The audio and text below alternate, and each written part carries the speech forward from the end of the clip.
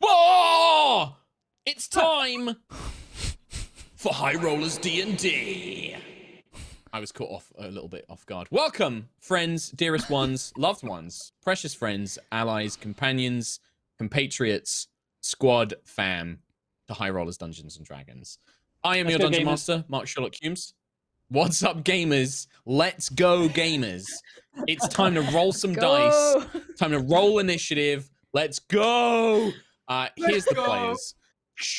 Let's go. We have the Chaos Twins themselves, Rhiannon and Tom. We have my Ocean of Calm, Katie. We have our beloved Master of Ceremonies, sometimes Diva, Chris Trott, and our very special nerd and Queen Note Taker, Kim. Marvelous. Precious people. I definitely got the shit Welcome, out of that friends. one. No, not really. The Chaos Twins are definitely low on my list as well sometimes. Why is that? Gamers rise up. What? Why? Rise up, gamers. Why is that? Can only go up if What's you're up, at the gamers? bottom. Yeah, Exactly. I mean, yeah. Before this stream, Mark was talking about how he put me in room 101, which is essentially a bin, so thanks. Put her in the bin. Stick her in the bin. Welcome, as I said, to High Rollers D&D. This is our little D&D show here on High Rollers D&D and over on the Yogscast as well, partnered up. Welcome, friends. If it's your first time, welcome to the madness. If you've been here a long time, I'm very sorry. Couple of things to run over before we get started today. Firstly, I want to say a big thank you to everybody who bought our anniversary art cards for our 100th episode and 5th year anniversary. Yes. They are now all properly sold out. So all 200 are gone. Please, Chris Trott, is he going to show off one? Tease them. The poor people who don't have them. There we go. Well done. Oh. Now, Chris Trott, what number do you have? Do you have a number there? Or are these sample ones? He's muted. He is muted. 106. Because he's crunching. 106. 200. I got 103. Of 200. I got 105. So all of these are numbered. I haven't got mine yet, so I don't know. They're all numbered, and I was going to say, if you did get our art cards, or if you get any of our merch, please do make sure you share pictures of you wearing it or showing it off. It doesn't have to be you. Make sure you share it with us on Twitter and Instagram. We love to see it. Show us which numbers you got for the art cards as well. As far as I know one member of my chat, VizT, who comes in my streams, has the lowest I've seen, which is 7. Which is pretty impressive. 007. I've not seen lower than 7 yet. Who's number 1? Also on Yeah, my who has got 69. number 1? Nice. Who's got 420? Wait. Shut up. That'll but be the yeah, next just wanted to give it. Yeah, that'll be the next wave. one. Got a big special. If we do it again, they're not going to have numbers on them. No, because this is meant to be. These are like a limited thing. Special edition. Special ones. Yeah. So thank you to everybody who bought those. We are going to look at trying to get another set, but obviously that is something we can't confirm because we have to speak to our merch team. And we do have lots of other exciting merch stuff in the works as well. So there's going to be some very cool merch stuff coming very soon. So keep an eye out for that. Make sure you follow us on Twitter. Share with us all the stuff, all your pictures. Share it with us. Same with art. Share it with us on Twitter and stuff like that. Secondly, before we get into it, next week's episode is going to be a special one-shot. And I've been asked to read out a very specific message from the DM of this one-shot. Celebrate Lunar New Year with High Rollers as Kim is going to take the team on a fun adventure featuring fireworks, lion dances, and food, in all caps. Lots of mischief will be had as we dive into Chinese mythology and tradition. Gong Xi Fa Chai. And I've probably butchered it. You did it! Did I do it? I did it? Yay! Yeah, you did it. You're a real wizard, Gong Harry. Xi Fa Chai. Thanks, man. Gong Xi So yeah, Fa Kim, Chai. do you want to tell us a little bit more, or are you going to leave it all as a mystery surprise for next week? it will be a mystery surprise for next week, but I have been working very hard on writing a Lunar New Year one-shot that is based in Chinese mythology and tradition. You may have seen that I was looking for Southeast Asian artists this week, and I have employed a few, so there's going to be some beautiful art to accompany it. And it's going to be really fun, I think, really, really fun, and hopefully we all learn a little bit about Chinese New Year and the traditions behind it. And you've said that the adventure's written to kind of educate people a little bit, like, you know, understand what some of the stuff means and the purposes behind it. And then you're going to release it on Patreon afterwards is the plan as well, right? So yeah, so it will be going up on Patreon, and like I said, I've kind of put little like text boxes in the notes to be like, oh, this is what this means, and this is why we do this. That's and cool. So if you want to learn a little bit more about Lunar New Year, like that's the place to go. And Lunar New Year so starts I'm very next excited. Friday, right? Next Friday, It's Lunar the New Year 12th. starts. The 12th. So Friday, I'm I think, so lost on days. Yeah, so it's the 12th, and it lasts for I think 15 days until the 26th. Amazing. Yeah. So it's gonna be a lot of Awesome. fun. It's gonna be a lot of And fun. yes, I will be playing in the adventure as well. So I will be there playing as well. I haven't joined in on one of Kim's one-shots before, so I'll be there. I got my character planned. I'm all ready to go. And yeah, we're gonna see what's gonna go down. I'm gonna play Juto from the Lightfall. I'm not playing Juto. But yeah. That's it. Those are the only things I had on my notes to announce. Unless there's something I've forgotten. Katie, is there anything? Merch is in the works. Why are you pointing, Tom? I'm just pointing at Trot for no reason whatsoever. Chris Trott has okay. something to announce. It was Chris Trott's Oh, no. birthday on Thursday. There it is. There it is. Friday. Because it was in the past. It was in the past, and I had to remember. Here we It go. was Chris Trott's birthday on Thursday, so a very Friday. happy birthday, Trot. Friday. I No, it feel was like on, there's Friday. it was on Thursday, Friday. wasn't it?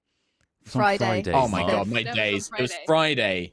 Ah, my It's on days are all Friday. messed up. I feel like there's a gender bias for birthdays. Yeah. Yeah, And there is. Well, At the me and moment, Tom are there forming very a much union, is. so Yeah. that's Welcome. fine. I don't give a Okay. shit. Rise I up. gave you Gamers, guys rise up. presents and cards. It's not individuals. It's I on a haven't high done that. rollers basis. On a high rollers Oh, basis. Well, fine. happy birthday, Tom. Thank you. For your birthday last week or this week. This week. God, time. You just said but yeah. Tom. It's yours next week, Mark. I just. Oh yeah. my Christ. Play the dun-duns. Play the dun-duns. I'm done. I'm done. I'm done. He's done for dun-duns. I'm done.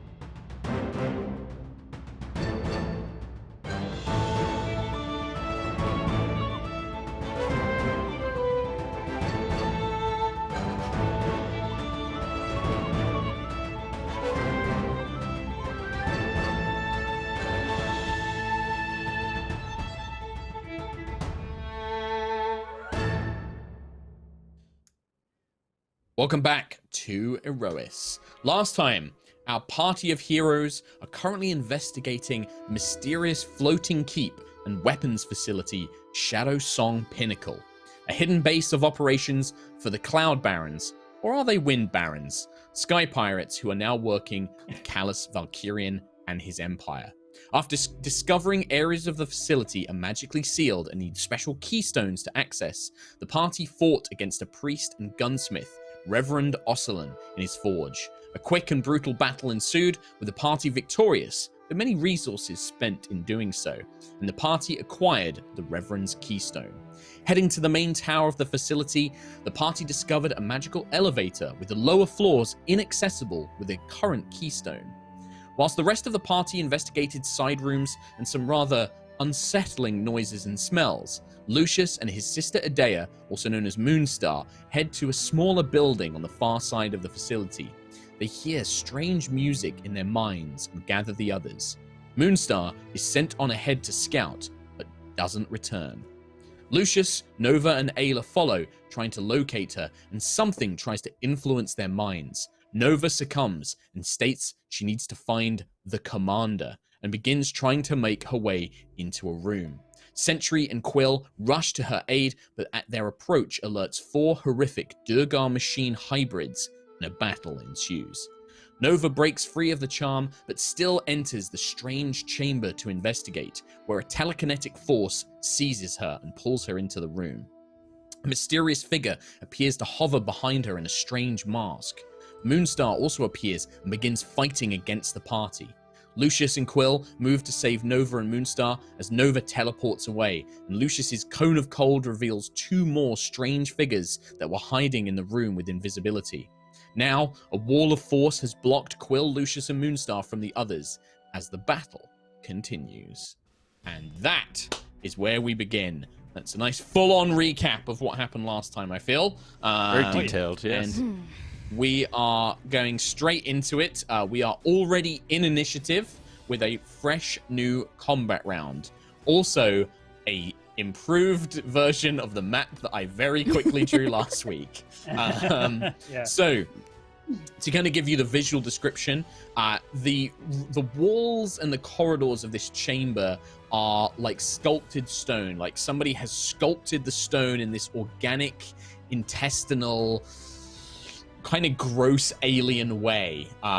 They resemble more like, these organs rather than actual stone corridors. There is a large door, like a kind of rotating round sphincter door that seals the chamber. But there is also now a giant wall of force that is blocking off the room where Quill, Lucius, Moonstar, and the 3 assumed Mindflayers are located as they hover kind of gently off the ground in these long trailing robes with these strange masks around their faces. Sentry, who is grown into a giant size, is blocking the corridor, and a thin wall of ice is basically between her and the last of these Durgar machine hybrids. Ayla and Nova are on a stairway that leads back up to the outside of the main facility. And we begin with Lucius, Virian, Elowin, Elanasto. And this wall of force has just been thrown up. It was thrown up like the last round, basically. Yeah, it's behind you, cutting you off. You can't really see it, but you sense that this magical barrier has been erected. I'm going to turn and these around. 3 figures, 2 of them are currently kind of like, seem to be blinded by something Moonstar did, but one of them is definitely focused on the 3 of you in front. I've got that wonderful I can't move thing, but I'm going to go next to Moonstar here, if possible. Yep. And I'm going to do a second cone of cold whilst shouting, "We need to get out of here quickly. There's some sort of force blocking us." And On it. Okay. could you give me a Constitution saving throw of 17, please? 17. I can indeed. 17. They have advantage on saving throws against spells, which I didn't do last time. The first one is a pass because it was a natural 20. The next one is a fail with an 11, and then the third one is a dirty 20, so a success. So 2 successes, 1 failure. 2 half damages then. Mm-hmm. And the other one is 43, so it's 21, I guess, rounded down. 21, yes, to the 2 that successfully saved against it. The third one, in the very middle of the chamber, the cone of cold turns it into an icy statue. Go on, before I do this. Can I also dichromancy one of them as well? With 8 points. Which one would you like to dichromancy? 9 points, sorry. Top, one? middle, or bottom? Top. Top one? For 9 points, you said? Yes, please. So, as this cone of cold, you kind of project this cone of icy frost that encapsulates this huge section of the room, covering it in rime. The 3 figures that are stood there, the one in the middle is completely frozen. It's flash frozen solid as you kill them, basically. They are just turn to ice. The other two manage to kind of either kind of throw their arms in front of them or kind of turn away that they take the brunt of the cold. Their masks frost over and they crack and break, and you can see these slimy tentacles drip down from their bulbous alien heads as they are revealed to indeed be Mindflayers. Nice. That's my go, other than no bonus action, so please continue. Okay, so we next go to Nova Vija. The Wall of Force does not drop. Okay. This is probably not going to work, but... I do need to make let's concentration checks for them, though, I think. Because I believe Wall of Force is concentration. It is. So, the first one, success. No, that's... In fact, actually, one succeeds, one fails. And the Wall of Force, however, remains. Okay. Okay. I would like to nip round the corner. Excuse me, coming through. And cast Arcane Gate. Mm-hmm. I would like one wall to be directly in front of me on the stairs. Actually, hold on. The first bit is, what is it, 10 feet? So I want to Like cast here? the one that's in the room with them. Yeah. This Where would you one like to place it? facing... Okay. I've drawn it on the map. And I want it Okay. to be facing, so that the portal, to enter the portal, it's facing Lucius, Moonstar, and Quill, and then the back of it is facing the Mindflayers. So, Sure. yeah, at the moment, Lucius and that can pass through it if they go into it, but Mindflayers would have to go round to go through So it. it is one-sided. Okay. So Yeah, it says we'll on it that it's indicate that. one-sided.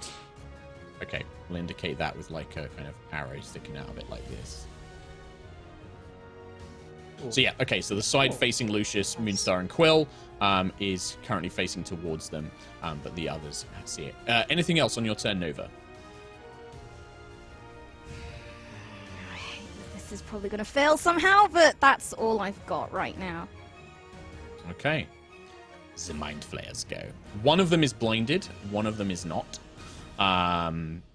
And the one who is not blinded is going to kind of drift over to the side like this. So Nova, Sentry, Ayla, one of them just passes to the side and you can't see them anymore. They just disappear from your view. And then this kind of wave of psychic energy is going to shoot forward in a cone. It's going to catch all three of Lucius, Quill, and Moonstar. And that is going to be a intelligence saving throw, please. I will make one for Moonstar. Oh. That is a failure for Okay. Moonstar. 3. Oh, 6? That's a check, not a saving throw, Tom? Is that definitely Oh yeah, that's correct? just a check. It's still +2 anyway, so yeah, 6. So it's the same roll. I have some bad news. This is We more don't. for Kim, Ayla, and Sentry because they're going to have to come and help you. 6, 10, 18. That is 22 psychic damage, and you are all stunned for 1 minute. You may repeat the saving throw at the end of each turn. For a Oh, boy. minute. Okay. I also need to do double concentration checks. What's that? 9. Well, stunned Tom. Does it? Oh no, anyway, right? Yep, stuns you can still make them. Yep. Oh, okay. Okay, so I'll Incapacitated. lose. I'll lose my healing aura for the 9, and you know what? I'll just lose both. Why not? Why not? Yeah, With both, 2 even nine nines? your spectral form doesn't manage to hold on to one of these concentrations as your brain is just overwhelmed. This kind of intense ringing in your ears, this almost deafening, cacophonic orchestral music, this alien choir just deafening you, and you're just reeling, not quite sure of what's going on, all three of you. Oh man. Okay. Cool. That's Oh! his action. The other one will kind of stumble. I'm going to roll a d8 because he's currently blinded. 1, 2, 3, 4. He kind of stumbles around this desk and kind of moves in a direction. and then his form becomes incredibly blurry, as if his form is all shifted and difficult to tell precisely where he is. It's going to cast blur on himself. But that is their turn. With one of them dead, that's all they can do. Keelek, you are stunned. You may make a saving throw at the end of your turn. Intelligence saving throw. Okay. Let's see. Big boy, natural 20. Oh. Indeed it was. Indeed it was. Well called. call And that that one was a big 20. Boy. He Called a did. big boy. Oh my God. He wished it So to you be. kind of like, you I can just smell a managed big to boy kind of when I like see him. focus your senses. You kind of, the kind of words of Hesper, your knowledge, your power kind of ekes through, and you manage to kind of shake out of this intense music and snap back to your senses. But that is the end of your turn, Keelek. Oh, full turn, right? Cool. Yeah, it's at the end of the turn you make the saving throw. Stunned is basically you do nothing. Ayla. Hello.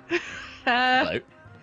Okay, I'm going to just pop through this little portal beside me. Yep. Nah. Come out. So that's like. So you'd have to So that's basically 5. move past. You'd have to go 5, 10 to Yeah. there. You can't end in the same space as an ally. So that's that Okay. 5, 10, 15 of your movement basically to step through. And then 15, 20. Yeah.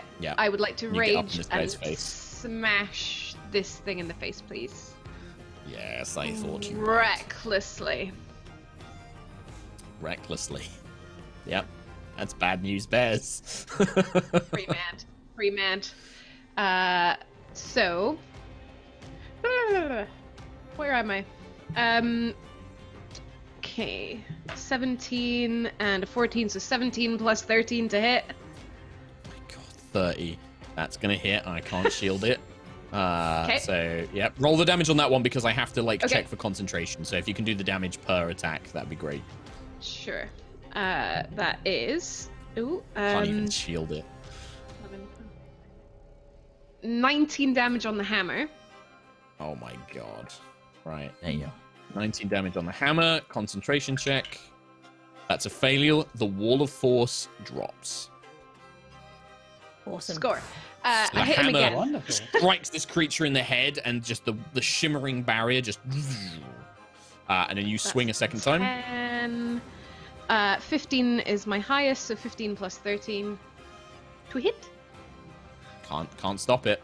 I can do nothing. Same damage again, 19. I rolled an 8 again, so 19 damage on You the hammer. crush his skull. You crush his skull in. So with this second blow, you bring the Howling Tempest down as this big bulbous brain just collapses in on itself as the body's slammed into the ground. Disgusting. And I don't have anywhere for my little zap to go, so I'm just gonna chill Chill. for now. Sure. Yeah. On the other side of the ice wall,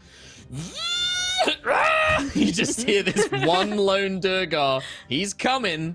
He's gonna make an attack against this wall of Oh, ice, Lord, which has very he's little coming. hit points left. Misses with the drill. The Psychic Scream deals 2d6 thunder damage. As long as I roll average, I do. The last wall of ice breaks, turning into a cloud of icy kind of frost. And then he will basically, he can't step through it because Sentry is blocking the way, but he just charges towards the nearest thing that he can see, which is Sentry's giant form, and then he ends his turn. So at the start of his turn, the cloud will deal damage to him. Did you... no, that's not concentration for Wall of Ice, I don't think, so... No, it's just there now. Because Yeah. it goes up and then. It's just there, and then it goes away, yeah. Cool. Sentry. So does my held action This, like, go off from last frost-covered... week? did you hold an action to attack if you I was got holding through, a didn't you? sunbeam, yeah. Oh, do you have another use of Sunbeam? Because you use that against the Reverend. It's charges, isn't it? Is it like it's like 5 charges? It is charges. Yeah, it's 5 charges. Yeah. Because you used it Yeah. last week. Did you have I enough used it charges once. left? I should have enough charges Yeah. left, yeah, because I've only used it Okay, once. sure. All right. Well, this one guy, like the ice breaks down as he screams, and this kind of horrific, like Durgar with this grey skin and white hair, but like parts of him have been replaced by machines. He has like all these like iron straps around his neck and arms with drills that have like drilled into his flesh. Just comes out with these mad eyes like Stanley Kubrick's. His eyes are being held open. He's just like, ah! As he stands through, and then you just Iron Man beam him in the face. Hyper beam him out of the way. So that's a con save. What do I have to do? He fails. Don't roll damage. He had 5 hit points left. It just evaporates him. Like this pure light sunbeam just channels down this corridor, penetrating through all the misty frost that has been summoned by these walls of force, the walls of ice before, and you just disintegrate him into ashes as it's just. And you do get a sense that maybe that's actually a bit of a relief for that poor Durgar in this torturous existence. Yeah, and he is dead now. Anything else, Sentry? Because that was a held action, so it's your turn. Yeah. So I think I'll move into the room. So excuse me, okay. 5, 10, 15, 20, 25. Remember, you can't 30, end if you're overlapping. Okay, cool. Yeah, you kind of squeeze through the door like you could have done.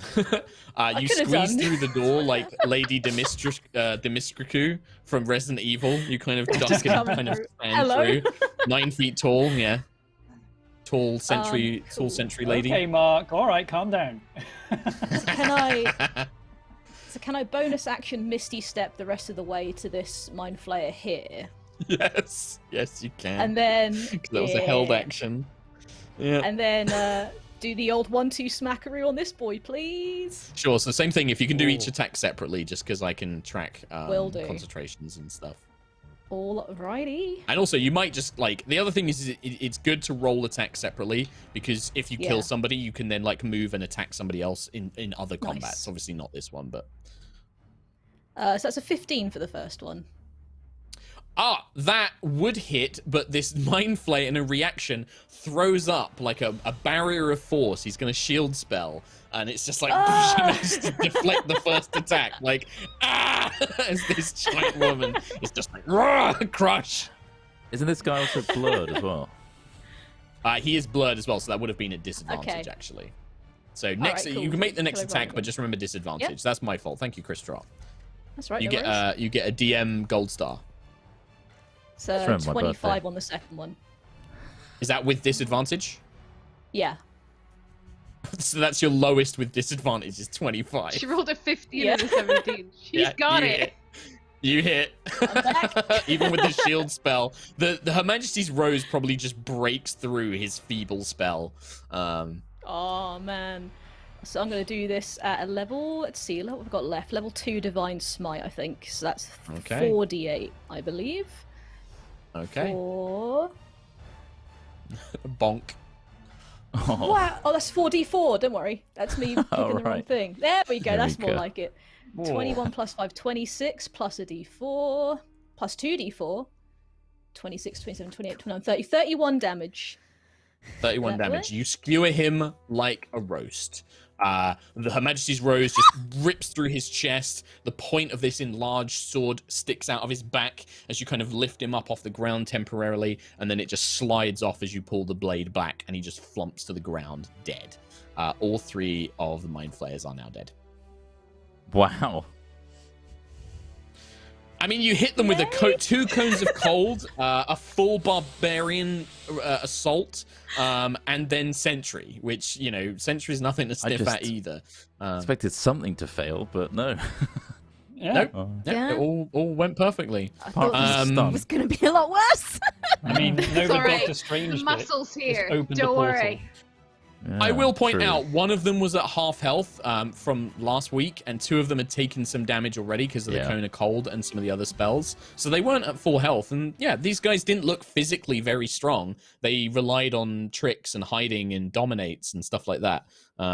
which you guys resisted. Like they tried dominate person on 3 people, and I think you all saved against it. So, no, Quill removed it from Lucius and Moonstar. So that's right. Yeah. Big place. Fuck out of here. Big place. Nice. So yeah, these guys just drop to the ground.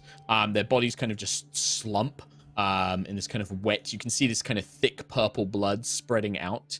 And yeah, you are left alone with the commander's room. You can see there is a door that leads off to the side, which is where Moonstar came from. She's kind of holding her head and just kind of coming out of the stun after about a minute. How long was you can I see out that there are for? statues. What happened? They hit me with this Mind Flayer brain mind goes stuff. flat. But how long was I stunned for? It seems like, was it like 2-3 minutes? They were all there and then they weren't. A few seconds. Seconds? Sorry, they're gone. I don't know myself. I had the same thing. What about the? How are you? the Are you all drill okay? guys? They are I'm very definitely dead. hurt. Very dead. Incredibly dead. So very dead. Sentry did a thing with their chest again. So dead. You killed But all Lucius, of them that with a ice chest was thing? great. The ice kept them Thank out you. for so long, and it was Yeah, the amazing. ice wall was a great plan. It really helped. I'm glad we're all safe. You can also see Lucius, Adea, like a lot of her body is covered in the ice from your own spell because you did hit her with the cone of cold as well, and she's limping. She's definitely pretty badly hurt at this point. I'm so sorry to have hit you with my abilities there. I saw no other option at the time. I Can didn't someone know what was help going her? on. Yes, well, I might be able to. Let's see. Look through my spell book here. What have I got? If not, I can I have a few provide potions if need be, but I have a healing potion I can take. No. 18 healing with a level 3 cure 18. wounds. Takes her yes, above half HP. Yeah, used she seems to my- get her strength back as Quill's magic kind of coalesces over her. Thank you, Keelek. Yes, I'm feeling a lot better now. Just sapped a lot of my energy. I remember coming down the stairs to scout ahead, and then this music just filled my mind, and I had to. I remember something about a commander, and then I don't really remember what happened after that. Yes, the same happened to Nova. They must have powerful psychic abilities of some kind, but what is going on in this place? First, That music, by the way, has stopped. That music has stopped. completely stopped. Yeah. As soon as the last Mind Flayer died, the music stopped. experiments on Durgar? These creatures that can control people's minds? What is happening here? Are Can they I have working a never seen search together? around anything the like room while them. they're talking? Just Sure. Yeah. Do you want to look search for around this any room or the side room? schematics. This room specifically for now that we're in, Okay. to see if there's Right. anything of So note. this room, Alo, when you begin looking around, it's actually quite barren. There are 4 statues of these Mind Flayer-like creatures in the corners. Looks like they've been sculpted out of the walls themselves. There is a desk in the very middle, again, sculpted from stone. There's no schematics or drawers or anything like that on there. The only thing you can find is a big onyx kind of skull. And it's kind of humanoid in shape, but there are engravings on it, like an anatomical, like a medical skull. You can see that there are lines engraved and strange alien script written on it, with all sorts of lines and diagrams and things like that. It's made of pure onyx, so it's probably worth a fair amount of money on its own. There are also 4 paintings, very crude, abstract, quite horrific, just creepy. They're broad strokes, kind of almost depicting a very bizarre world of purple mountains and rolling pink skies, with more of these kind of alien-like figures. I mean, all of you except Adea have seen Mind Flayers, I think, before when you were out in Astral Sea, in the astral space. But they're not. You don't find them on Aerois. These creatures are not native to this world. The only other thing is behind the desk, there is a sculpted emblem in the wall, and it is an emblem you have seen before, which is of Zarkira. Great. Yes, Nova. The paintings, do they? This. You're gonna roll your eyes and tut. You're going to go back do to they look Rose similar Hall. Yeah. Do they look similar to the paintings of the prince in Rose Hall? No, not the same world. Those were like they were beautiful paintings, like works of art, like these gorgeous portraits. Somebody like with a real talent. These are abstract, like really bold, broad strokes, haunting. They're very Cthulhu-esque. You know, if I was to describe them as kind of Lovecraftian, you know, those kind of paintings. Whereas the ones from before look like Renaissance paintings. But they just depicted a more, if anything, Nova, with your kind of knowledge of the astral plane improved since Rose Hall, you would suspect that the paintings you saw in Rose Hall depicted another planet, and likewise, these paintings here depict a different planet as well, like a different world. Maybe, you know, in another version of D&D, the kind of these worlds would represent like the prince was probably more something like the Feywild. And these worlds here would maybe be more like the Underdark, but they are separate worlds in Aerois. Yeah. Okay. I never understand modern art. But yeah, you don't find any No, schematics this or is anything, Ayla. Not in this room, anyway. Good to know. I think we need to Well, leave. I think we can also definitely say that Damocles is in league with Starbane, because Starbane used Mindflayers in the Great War. They were part of the Court of Shadows. There is another room here that Moonstar came out of. We should probably check there. There's also the direction the Durgar came from. You didn't see actually what was further down that corridor. Yeah. Right. Sure. Is the Zarkira symbol that's is it something that could like come off of that, or is it very much like engraved into the stone? Okay, that's fine. Like the rest, like the corridor, and it's even this very room, it looks like somebody has magically sculpted the stone and kind of created it. Like they've pulled it out of the stone and shaped it from the very walls itself. The only freestanding things in this chamber is the onyx skull on the desk and the 4 paintings. Those are the only things which can actually be kind of removed and taken off and stuff. Nova, do you want an onyx skull thing? I wouldn't say no. I'll put it in the very bag. Fascinating. I'd like to study it. It's probably worth about 500 gold, Nova, when you start looking at it. Put it in Like the the bag. weight and size of it. I wonder as well if Lucius it's worth gonna- taking some of these paintings just as proof that there was something alien here. I don't know. Do you have a bag of holding or a handy sack? You have a Heward's handy sack, right? Haversack. Yeah, Haversack. the paintings won't fit. So Can't unlike the take bag the of paintings. holding, like the backpack has a limited space where you can fit things in. The skull will go in, but the paintings are like pretty big and so wide you couldn't shove them down, basically. Even Lucius, if when you cut it step and through, rolled it. if you cut it out and rolled it up, you could then store those in there. Yes, but you wouldn't be able to take the frames. These kind of wood frames. Lucius, when you step through into this side room, you see a kind of smaller chamber, and it's not, it's alien and a little bit intimidating and unnatural, but you're not quite sure what you're looking at. It seems to be, you would almost describe it as like maybe a bed, but it's a diagonal to the wall. There are strange glass tanks on either side filled with this kind of violet liquid, and there is like this metal skull cap that sits on the top of the head if somebody was laying in the bed. On the other side, there appears to be this giant stone sculpted mind flayer face, but its head is actually made of glass, and inside there is this brain just kind of pulsing, just like...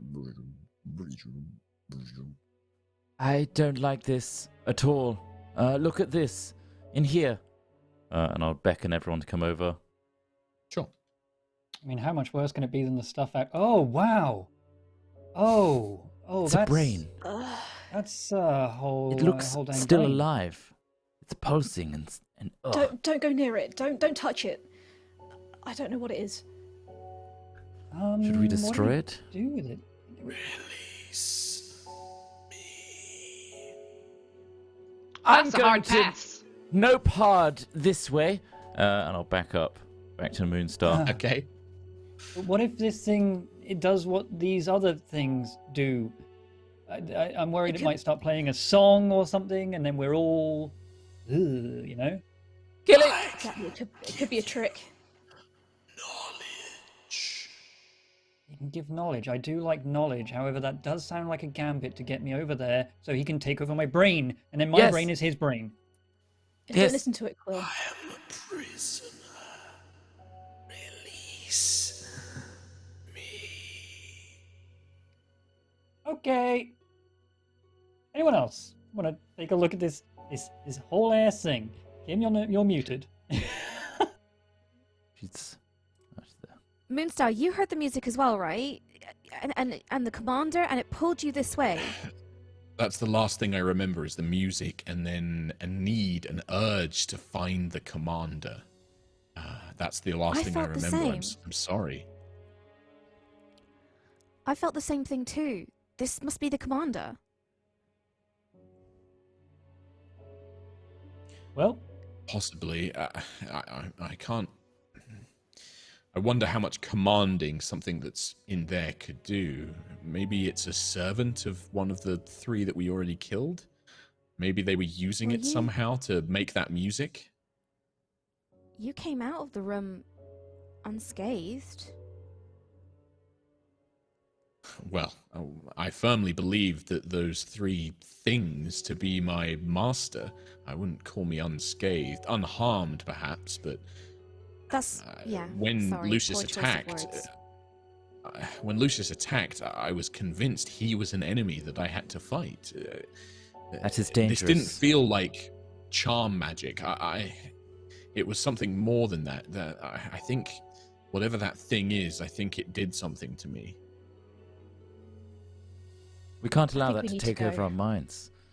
We need to stop it from doing that again. Trapped. Would you not release me? What's your name? I'm just going to call from the doorway. I'm not going in. I'm calling from the doorway. I am he who thinks. I am knowledge. I am secrets. It's not a name, though, is it? You are creepy. Names are for the living. Names are for beings of flesh. I am knowledge. I am greater. Release me. My secrets can be yours. Who does your knowledge benefit? Knowledge benefits all. That's a good answer, damn it. Release me. Who brought you here? Any questions? I will answer if you release me. You'll answer now. Release me. I must be free. No. I don't trust you. None of us do. And they won't let me do it. Answer the question, and maybe. We can't trust it.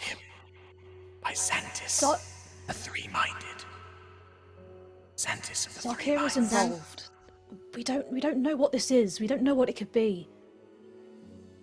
Messenger ring. Guys, I'm not actually going to touch the jar. I'm trying to get information. Could you stop? Xantis, the 3-minded. Just be careful. Wait, we got no idea what a Xantis is. No. I'd rather think it's the 3 that Ayla just smushed into the ground. The thing that Ayla's licking off her boot. Ganassi, It's pretty gross. what knowledge do you seek? I know of your world, of your kind. Eons of knowledge, of lore. All of it. Yours. Release The me. good news is, if it knows it, then I can just use the eye and find out. And then we just leave and never look at the thing ever again. Or destroy it or whatever. The knowledge I seek is what weapons they are making here and what they're doing with them. Release me and I will tell you. No deal. Come to me and speak with me alone. No. And no secrets for you. And Then you no hear release this for just you. insane shriek that's just like emanating from this room. This thing is getting pierced, and it's just like this, it's like a chalkboard, like nails on a chalkboard in your mind. And it stops. Ow. Well, are we leaving you it there? can We scream can't in your leave jar that all thing. you want. There's more things that way. We should probably Others actually go and look at will that. come. Okay. I will have freedom, and then you will be mine. Yeah, definitely not speaking to the brain anymore then. Enjoy your tank. Shut the door.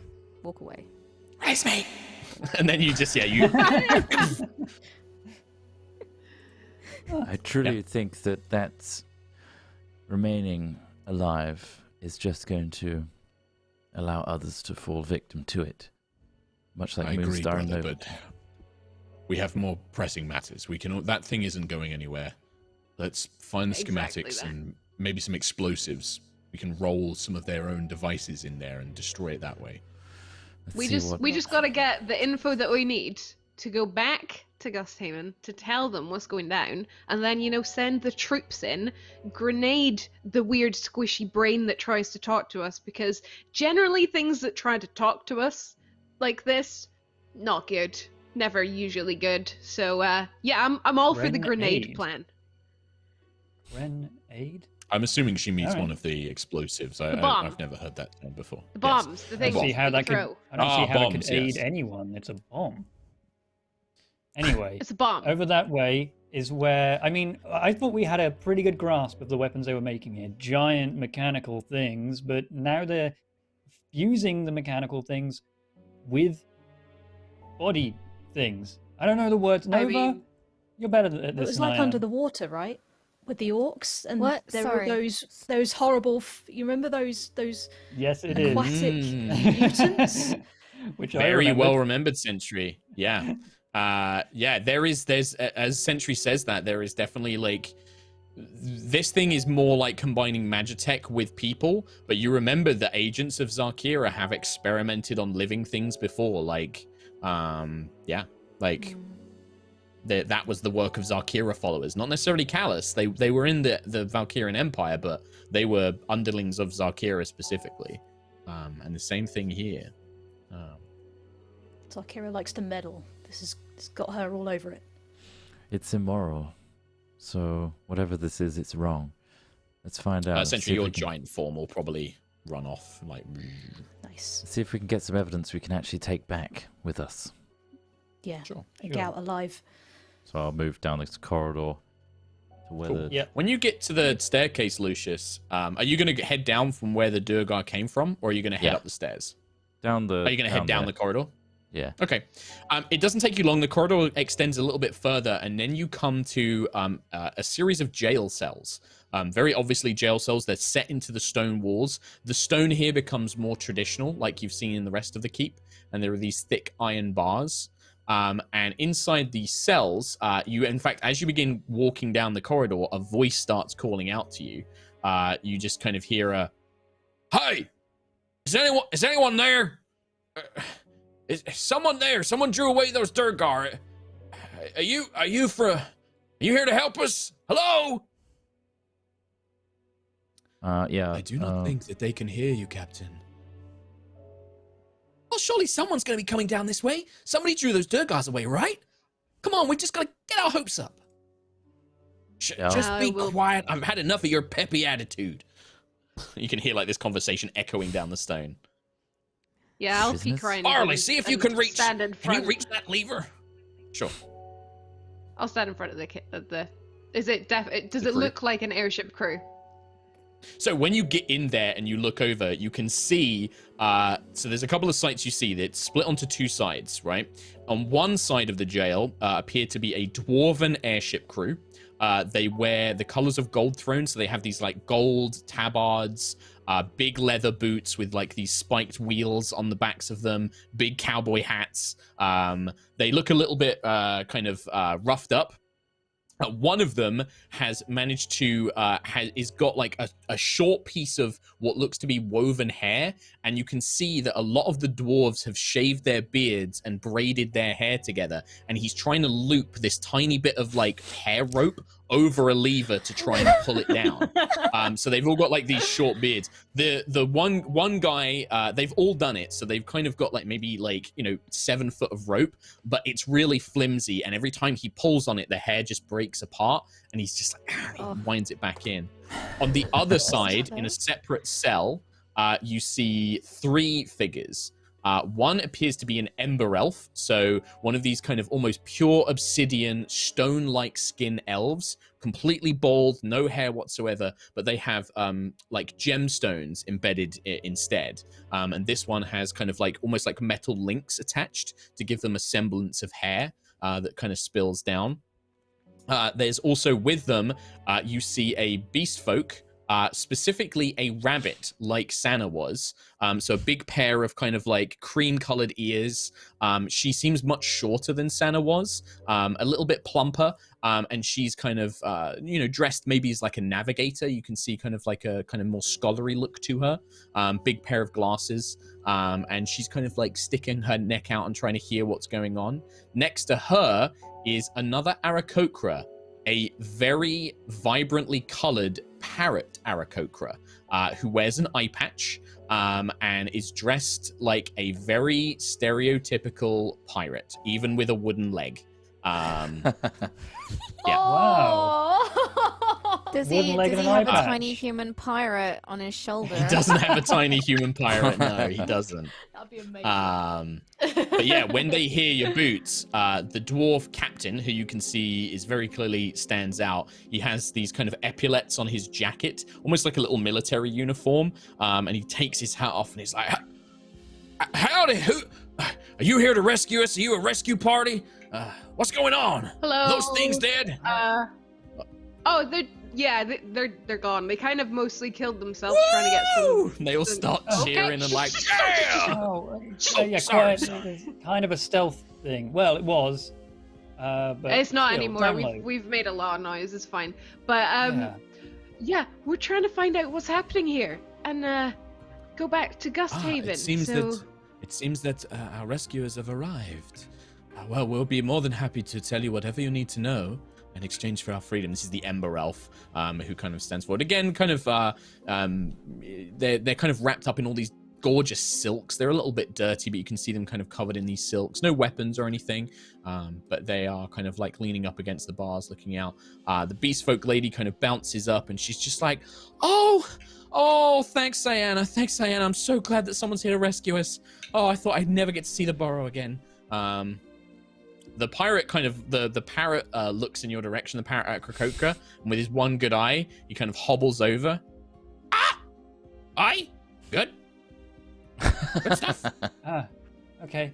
I mean, well, yeah, we are definitely willing to help and save, but I mean, the things in the other room, they had control over minds and things, and I guess some preliminary questions first. The dwarves that left, were they with you guys or? Oh, I've never seen dwarves like them before. They're not from Gold Throne or anywhere around here that I've seen, like that gray skin and strange hair, and they've got weird powers. I've never seen a dwarf like them. They're not with us, that's for sure. They've been taking airship crews for a long time now. Some of them they take up to the tower, some of them they've just killed, the ones that tried to fight back or escape. I think we're one of the more recent captures. Our ship, we're on our way to Gold Throne, and it was boarded by those sky pirates, them wind barons or whatever, cloud barons, whatever they're called. One of the two. We were hijacked, and they took our ship, took our supplies, flew us here, and then threw us in this cell. And those things, the things with the masks, I don't know what they are, but they've taken a few of the others, not from my crew, but the crew before us. The folks who were with the fellas over there, and he nods his head to the Burrow folk and the Ember Elf and the Aarakocra. And they took their captain, and we didn't see him again. How long ago sorry was that? to hear that. Maybe a few days, a week. Hard to tell. No sunlight, no real schedule of what's going on. Those things, those machine dwarves, those creatures, they would bring us food from time to time, some bread and biscuits and water, but it's really hard to tell if that was to any regular schedule or... Would you be willing trying to figure a way to get out?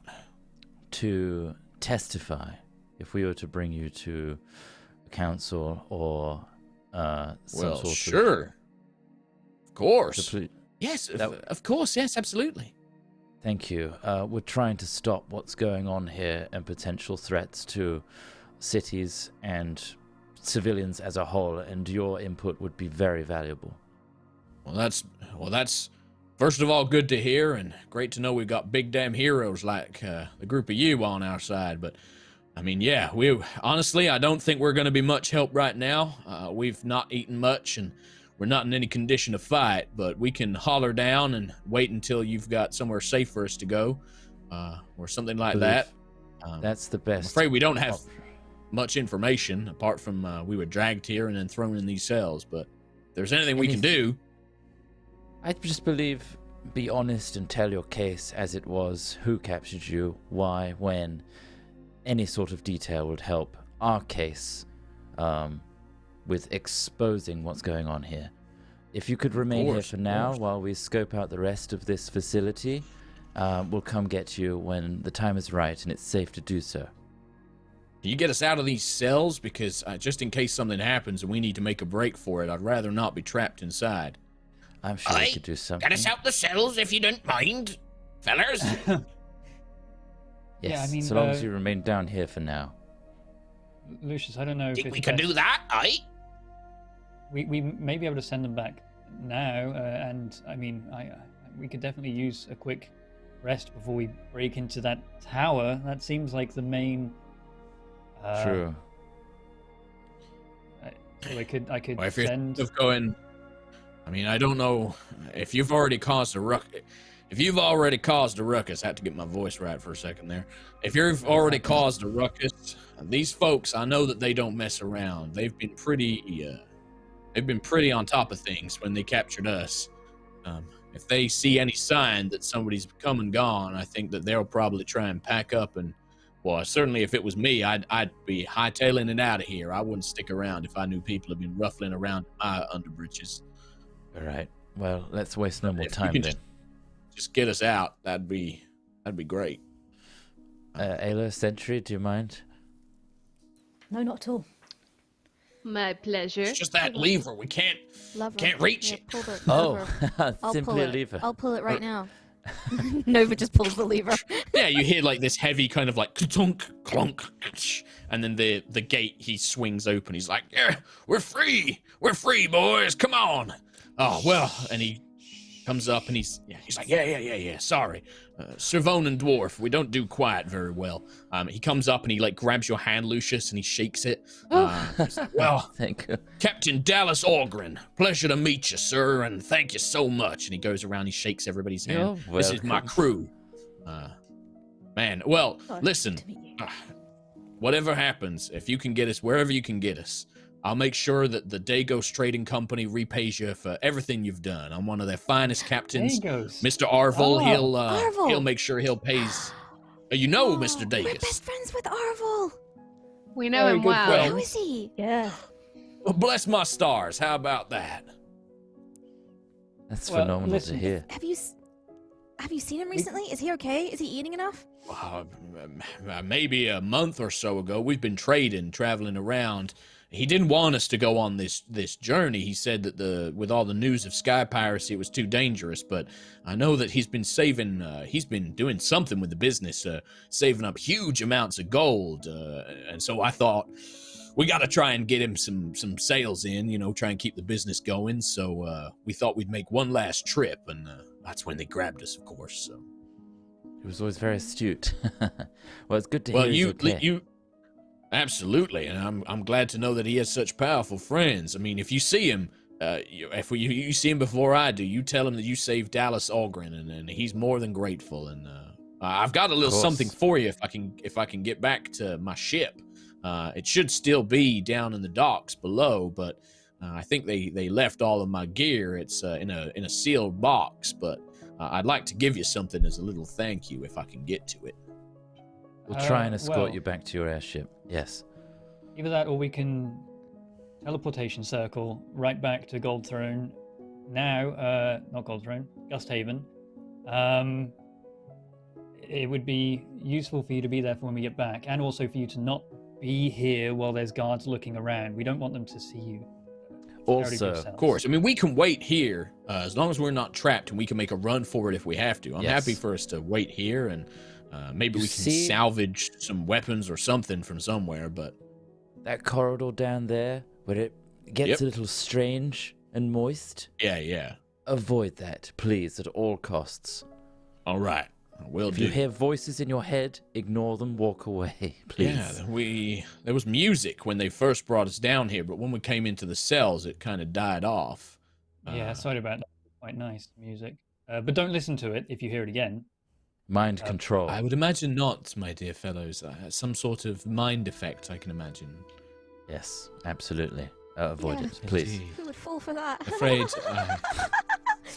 I'm afraid that my companions and I are not as wealthy as the Dagos Trading Company, but I would like to formally offer my thanks as well on behalf of myself. I am Vedalin Zarbith, and this is my companion, Arena Goodtail of the Borough Folk, and this is our fine first mate, Squawk Mackenzie. Aye, pleasure. Quite the pleasure. Name's Squawk. Yeah, it's named Squawk Mackenzie. Not quite following Aarakocra naming conventions, but I'll take it. He's a pirate. Chose me old name, didn't I? When I started serving. Didn't want no sense. family name. Fair Folks enough. used to call me Squawk. Liked it. And then my old captain was called Mackenzie. What do you mean? Why Squawk? You one of them family boys, eh? Probably Messenger Guild, eh? Yep, yeah. Didn't want no lame one-legged bird in their one-legged, one-eyed bird in their guild, so I made my own path, I did. Oh, yeah, no, I align with that more than you'd probably realize. Anyway, if we hold up here and for a little while, and then I guess you guys stay here, stay silent, stay stealthy, and we go into the tower and finish this whole thing, find some scriptures so we can actually take back to Gusthaven. The Borough Folk woman will kind of like look. She kind of looks at you and she's like, "I don't want to be a bother. You've done so much good stuff to save us. You don't happen to have any food on you that isn't dry biscuits and water, do you? No vegetables or fruits or you? Oh, marvelous! Thank you so much." And she looks up at Sentry and is like kind of hopping on her little feet a little bit. I'll cast Create Food and Water in the area. What does it create? So it's like a long dining table, like it would be in Solvin, with like candelabras and like just a really lovely, lavish dining table full of lovely looking food and goblets of wine and stuff. All of them, they're all just like, they're like, and they just start like, going to town. You also left a seat for yourself, Sentry. There's no food on this plate. It's perfect.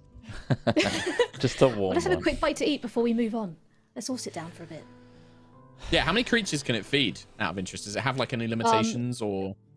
It just says it creates 45 pounds of food and 30 gallons of water on the ground or in containers within range. Enough to sustain 15 humanoids or 5 steeds for 24 hours. Wow. So 15 humanoids, so 1, 2, 3, 4, 5 of you, 6 with Moonstar, and then there's probably just enough for everybody, right? And like Sentry probably won't eat, so actually it's less. Moonstar doesn't need, she's just like, I'm fine, I don't need food.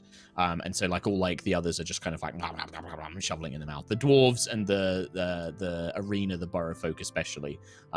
Squawk doesn't particularly seem that bothered. He maybe picks up some nuts and eats those. The Ember Elf doesn't eat anything. Yeah. Nice. Please, don't worry yourselves with compensation or anything like that. If we're honest, we didn't expect anyone to be rescued here, but it's we're thankful that we came across you. It would be an insult to my captain's honor if I didn't repay you for rescuing me and my crew. Well, please. I wouldn't want to step on respect and tradition. Fair enough. Well, if we can make it down to my ship, down at the bottom in the docks, or if I can make my way to a civilized place where I can take out some of the trading company's money, I will make sure that you are fairly compensated, good sir. Now, you've not introduced yourselves, by the way. I don't know if you wish to, or if you've got business you need to be getting on, or... apologies. So, I am Captain Lucius Viren Elwin Elastos. This is our salute here. Look. Oh, well, a fellow captain. I didn't realize I was in the company. He properly, offers a fist, like a hand to Lucius. Please. For, the proper... I haven't been commanding it for long, so I haven't earned the respect. Still, it's a fine duty. These fine people with me have earned their respect. Please, introduce yourselves. Who first? Quill! Quartermaster Quill. Oh, Quartermaster Quill. Yes, this is our salute. Quartermaster Quill of the Storm Chasers. That's the ship name and crew name. Right, the Storm Chasers, right? No, very nice, very nice. Quartermaster, very respectable, very respectable. Mm-hmm. And we'll go clockwise, so we'll go Sentry, etc. Clockwise. I'm Sentry, Sentinel Prime.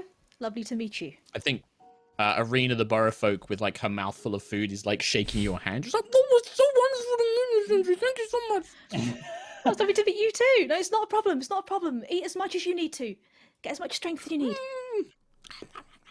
It's magic food. That's why it tastes strange. Sorry. They don't care. I'm Nova Vija. What am I? I'm the engineer. Oh, I'm the engineer. I look after the engines and make sure they don't blow up. Apart from that one time that they did blow up, but never mind. I know what happened there. Hi. A pleasure to meet you, Miss Vija. The veteran, the Emperor Elf, just nods their head, sort of in your direction. Of absolute pleasure. And who are you, my dear? Looking towards Ayla. Ayla, hi. Good to meet you. Ayla, pleasure, absolute pleasure. Thank you so much. Again, we can only say thank you so many times, but we really appreciate your help. If you're gonna continue, if you're gonna go up there and give it to these bastards, then you give them to hell and high water from all of us. See what you can do. And we'll be waiting here. So when you're ready, we'll come and fetch you. Have you taken care of? There was I saw when we were coming in. There's the kind of courtyard, and are there any other guards we should be careful of, or is there any place that maybe we can find some weapons or something like that? Oh, I mean, some of the guards There's weapons in the the crates. There's weapons all over the place. Yeah. The crates are out in the courtyard. Those crates, they're heavily secured. There's no way we could make our way into any of them. You'd have to be as strong as a dragon or something to get inside one of those things. That's our security officer. Well, goodness me. I mean, sure, if you can open up one of them for us, we'll grab the firearms and stuff inside one of those. But I didn't want to trouble you with such what seemed like an impossible task.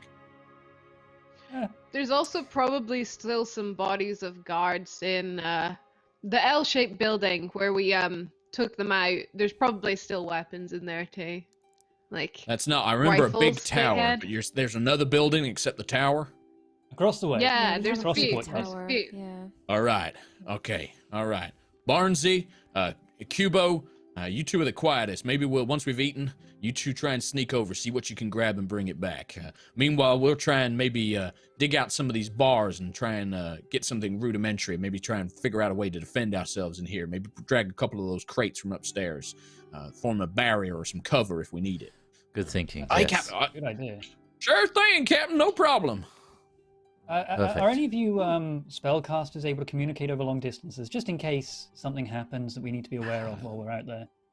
Not particularly long distances. I know the ability to send the message cantrip, but I'm afraid that anything greater than a few 100 feet is a little beyond my means, I'm afraid. Okay. Such magic is quite a rarity. What? Is it? Okay. Yeah.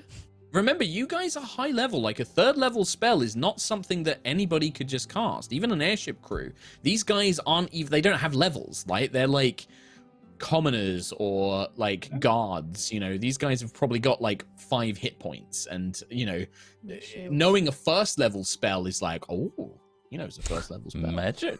You know, Wow. yeah, magic. You know, cantrips at best. Okay, all right. Well, you're doomed. Pleb.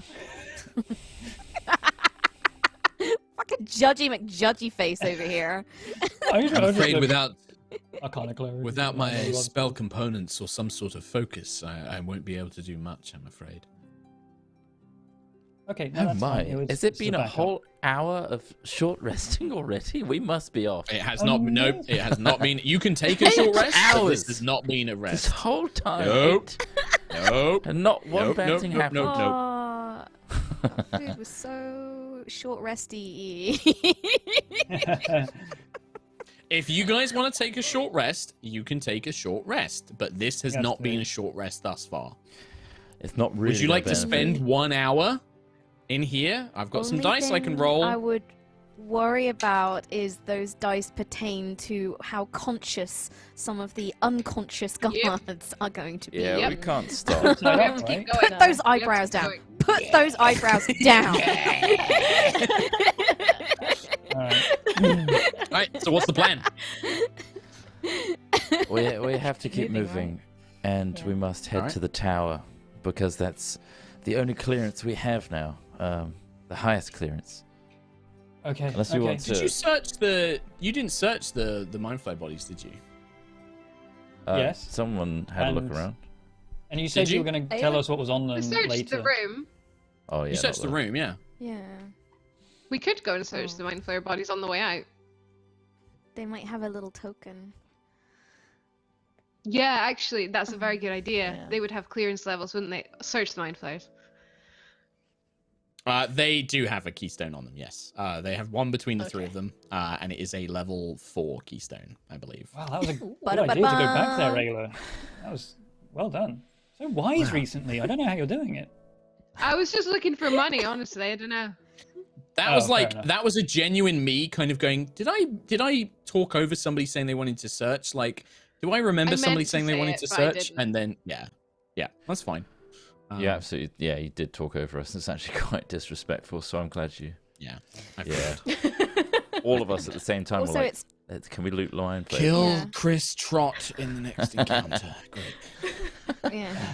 Also, it's Trot's birthday, so he gets like preferential "I looted that body" treatment. Yeah. I thought it was Tom. Level It's 5. someone's birthday. Anyway.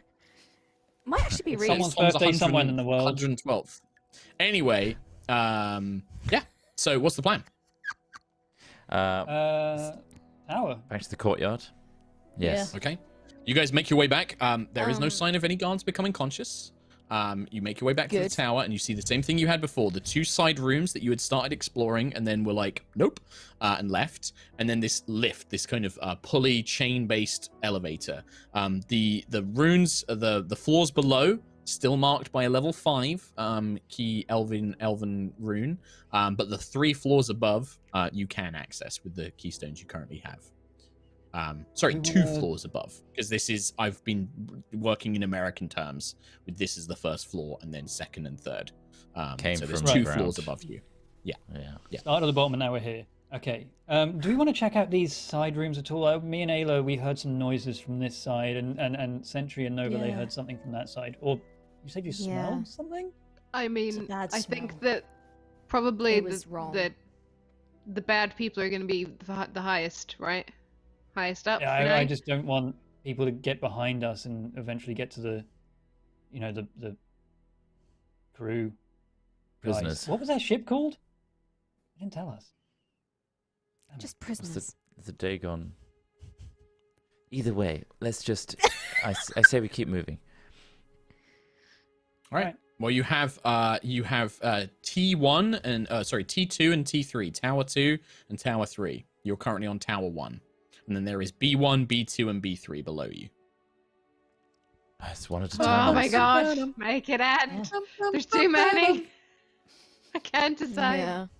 T2? Well, you can't access the B1, B2, and B3 yet anyway. You don't have a keystone of T2. 5 or above.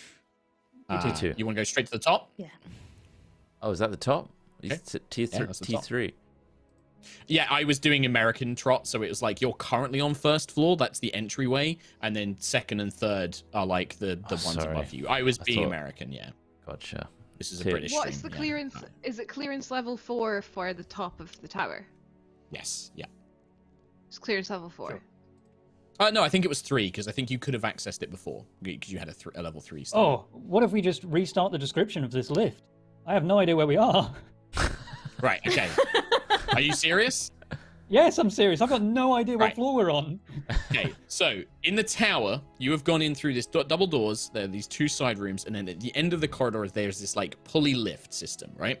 On the lift, there is a round dais. There are 3 stones marking 3 levels below you, and then there are 2 levels above you, and then there's an entry for this floor. So there's like 3 above, or 3, 1, 2, 3. You're on 1, and then there's 1, 2, 3 below. The floors above, you need a level 3 keystone to access. The ones below, you need a level 5 keystone to access. So T2 is the floor above us, right?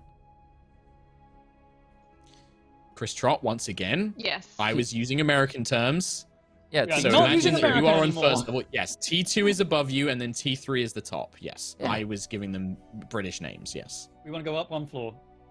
Yeah, we want to go up. So you just one want to go floor. up to the next floor, not to the very top. Yes. Oh! Okay. Yes. All right. I want this to So end. Lucius touches the stone for the next level above, and All of as that you all stand on it. Confusion happens in Lucius's brain as he's like, Sure. so is this the top? You tap the keystone against the I don't care what floor we go to. second Let's floor, just go to a floor. which is the floor above. The chains begin pulling up, and you go into like a stone shaft that goes through the center of the tower. After a We little missed a while, floor. Oh, it's hard to tell if how high up this is because you can't really gauge how quickly this lift is moving. But it's very smooth. It's obviously clearly aided by magic. When you come to a stop, before the doors open, some elvish script appears on the dais. It says, warning, Aetherium refinery. Protective gear required. oh. We don't have that. Right. No. Not right now. Ethereum refinery, yes. And then this there is quite like a little dangerous. bottom.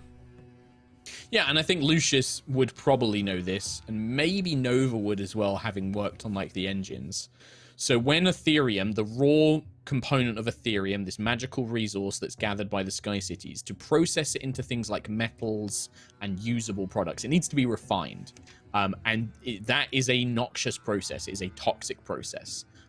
So often people have to... Now, it's not going to instantly kill you, but Lucius, you've heard that it's poisonous, that it can kill you if you're exposed to it for a long time, and it has unusual effects on magic as well, because Ethereum empowers magic, so the refining process can do the same thing. In the Elanasto factories, like when you would have the Ethereum refined, there is a very strict no spell casting rule on the refinery floor. Like it is if you cast magic, you could really do some bad stuff. So there's no magic casting. It's like lighting a match in a fireworks factory. Kind of, yeah. I say we check out the top floor and then maybe we can find some protective gear. Yeah, Agreed. absolutely. I mean, I'm not going in there.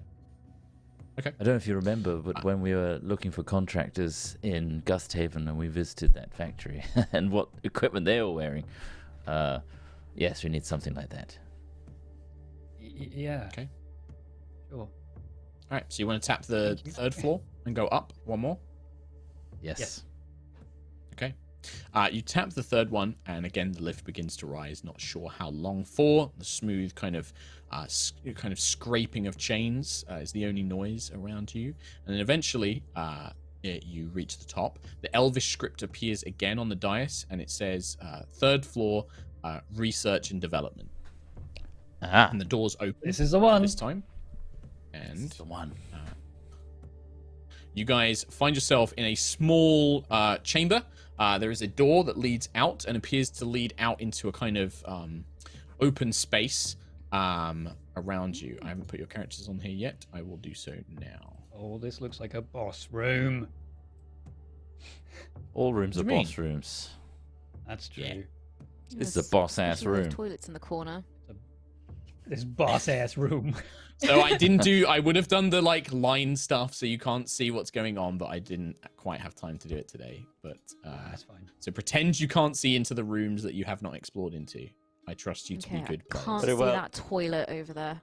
That's fine. Yeah. Johnny. Smell it though. Yeah. These guys don't flush.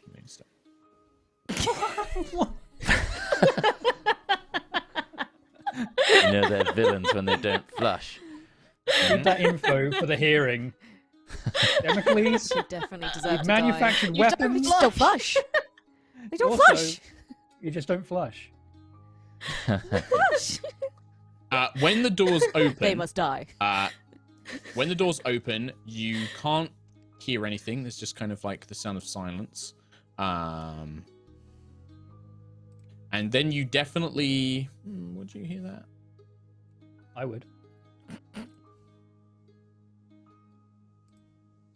I think that, like, as the doors open, you pause for a second. What is everyone doing?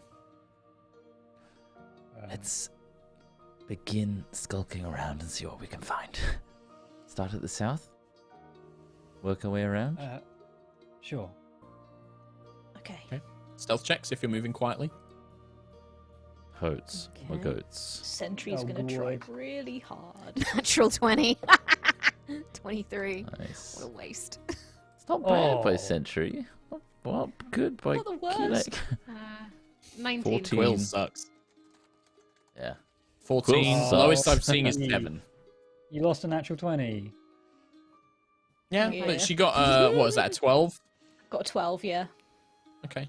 So you begin stepping out. You maybe move your guys like where you would want to move. Give yourself like a round of movement.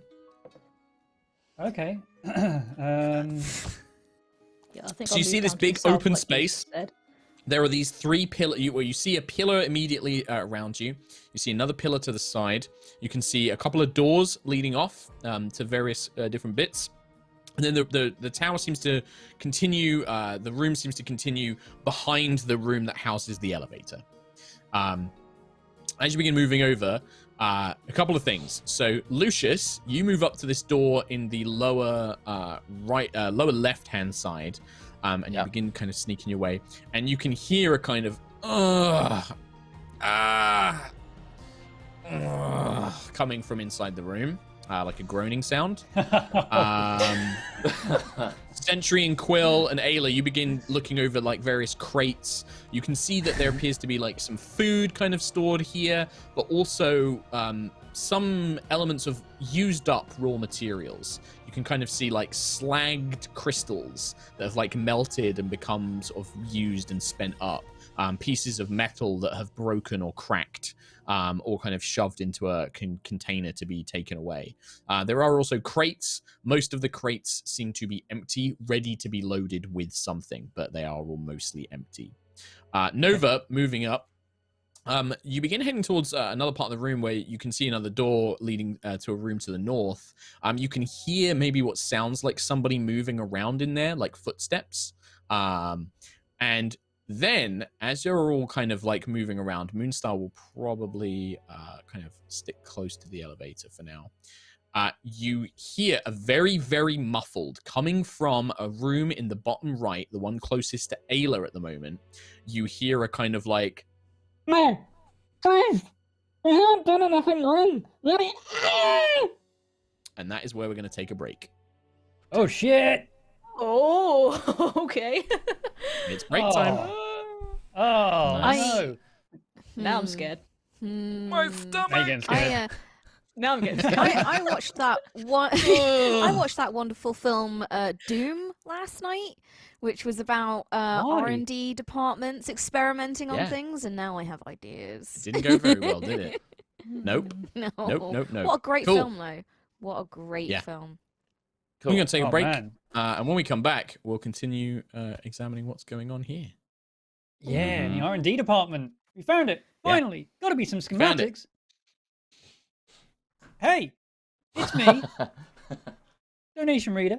Back again. While those guys go off and get their drinks and stuff. I'm not going to take a break, Tom. I'm right here with you. In spirit. Always count on you. Always count on you. We have some donations from Rock Cube, which is a $250, which was done 6 days ago, so just after the last episode, that says happy belated 100th episode anniversary. The best is yet to come. Thank you very much. Thank you very much. For donations from today, we have a donation from Negligent Money, which is a $50, and they say, finally, after so many months of sitting on the VOD Squad bench, I get to catch you all live. Thank you for the enjoyment you give to everyone who watches the game. Also, Mark, when are those cheesy liquid quotes coming? I don't know what you're talking about. Nah, don't know. It sounds like he thinks that I'm like, this is all one big homage to a favorite video game, which is ridiculous. Why would I do that? It's all unique. Fresh out of the brain. Yeah. Fresh from the brain. Yep. Welcome, Negligent Money, and thank you very much for the donation. If you're there, hello, say hi in chat. Kayla Mondorian has donated with, hello, Rollers. Catch up week 3. Episodes watched, 53.5. Episodes remaining, 57.5, including tonight. So much D&D to catch up on. Predicted end date, February 28th. Keep rolling high. I like a very organized watching list. That's cool. I like that. I hope you enjoy your catch up, and I hope you stay on target. I will expect your written review on my desk, end of play today. Thank you very much, Kayla Mondorian. Tom out. Stay on target. Addy0302 has donated with happy 104th birthday, Tom. Thank you very much. And thanks, High Rollers, for the amazing content you keep putting out. First time donator here, and I just wanted to let you all know how much I love Aerois. Although I do need to catch up on Curse of Strahd. Yes, you do. Yes, you do. Some spicy shit going on in there. Some spicy stuff. Oh, boy. Dr. Science 31415. 3.1415. Hey, Dr. Science Pie. Happy Super Bowl Sunday from the US. Hoping you are all well. I don't know what happened there. Hoping you are all well and hope Trot had a good birthday. Also, that Tom stays in good health at the ripe old age of 80. Man, my age just keeps fluctuating. Thank you very much, Dr. Science. The Herv has donated with, hi Rollers, I can't watch live today, so back to the VOD Squad for me. Hope no one has their brains sucked up like thick pea soup by a mind flayer. Keep doing what you're doing and have a warm plate on me. We did have a warm plate on you. Thank you very much. Thank you very much. Nightjar says, happy belated birthday for Friday, other Tom. Oh, I like that. And preemptive happy birthday for next Wednesday, other Tom. I can't wait for other Tom's one shot next week. Yeah, all the Toms getting involved with their birthdays. I think who's next after this? It's Ree. Me, I think. Then it's Ree. Smart. Yeah, Ree's end of Feb. Me Then next. Yeah. Wednesday. We have a donation from Serico that says, clear skies from Minnesota. I won't do the accent, don't worry. Having a good time watching the stream. Question for Mark. How do you spell Arvil? What is the last vowel in his name? They spelled it A-R-V-I-L. And I think that's it, right? It's A-R-V-A-L. A-R-V-A-L. Arval. Arval. Arval Dagus. Arval Dagus. And we got Montague with a donation that says, hi, Rollers. Giant thanks for all that you do. I'm struggling to make friends at uni, especially since it's all online, and I'm based in Southeast Asia for a UK uni. Wow. Damn those flight restrictions. But watching you guys always cheers me up. Thank you so much. Damn, yeah. Any advice for Montague? Friend making online in the interspace, on the web, surfing the web? Oh God, I'm terrible at it. I have no advice. I literally speak to the same people all the time because I'm terrible at making friends. I know, Yeah, me join a too. Discord about things that you like, Yeah. and then chat to Yeah. people. That's kind of that's literally it from me. Here's a hot tip. Find nerds, latch on. You're currently donating to High Rollers. Would you believe there's a High Rollers Discord? You want to make some friends? There you go. Jump in there. Talk about High Rollers with all those guys. Almost said nerds, but they're not nerds. They're We're all all High Rollers very- fans.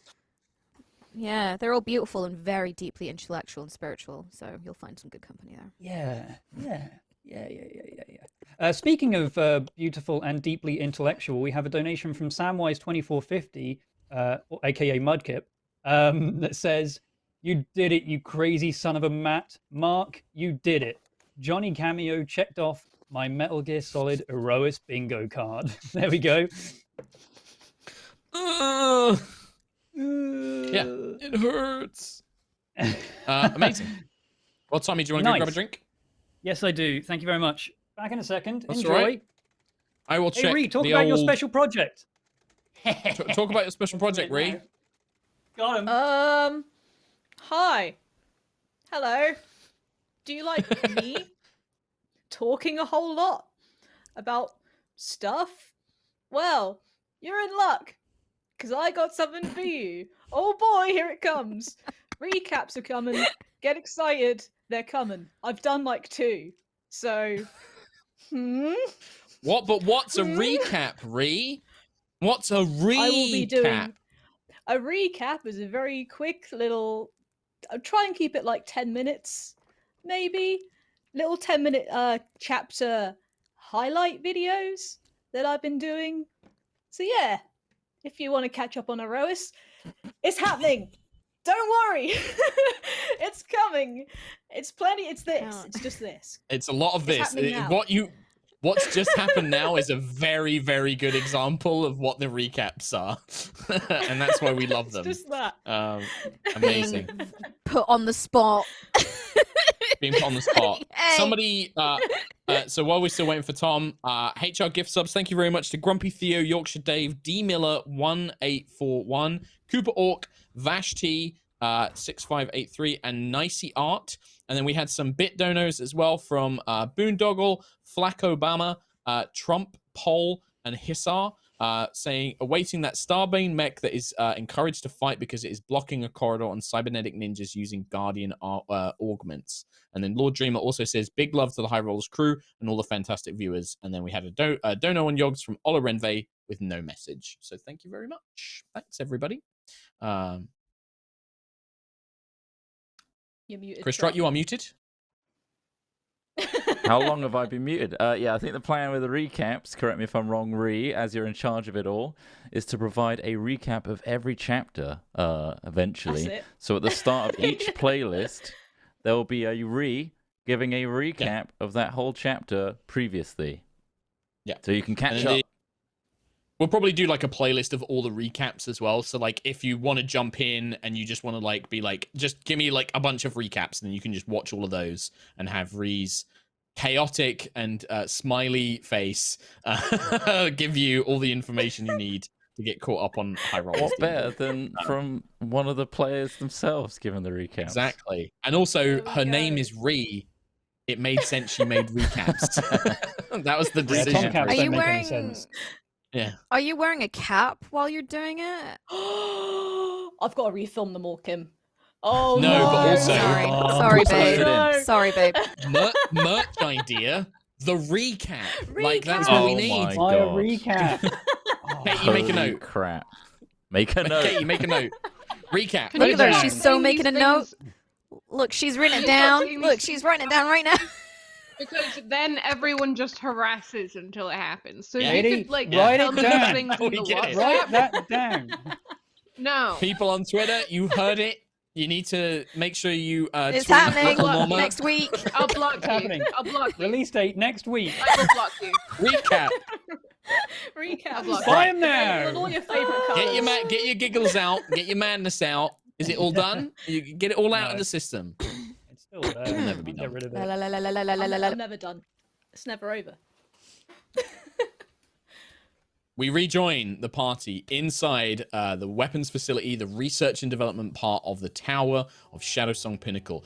Whilst trying to explore what appear to be a series of labs in the top floor of this tower, the party have just heard a muffled scream and cry for mercy from behind one of the doors.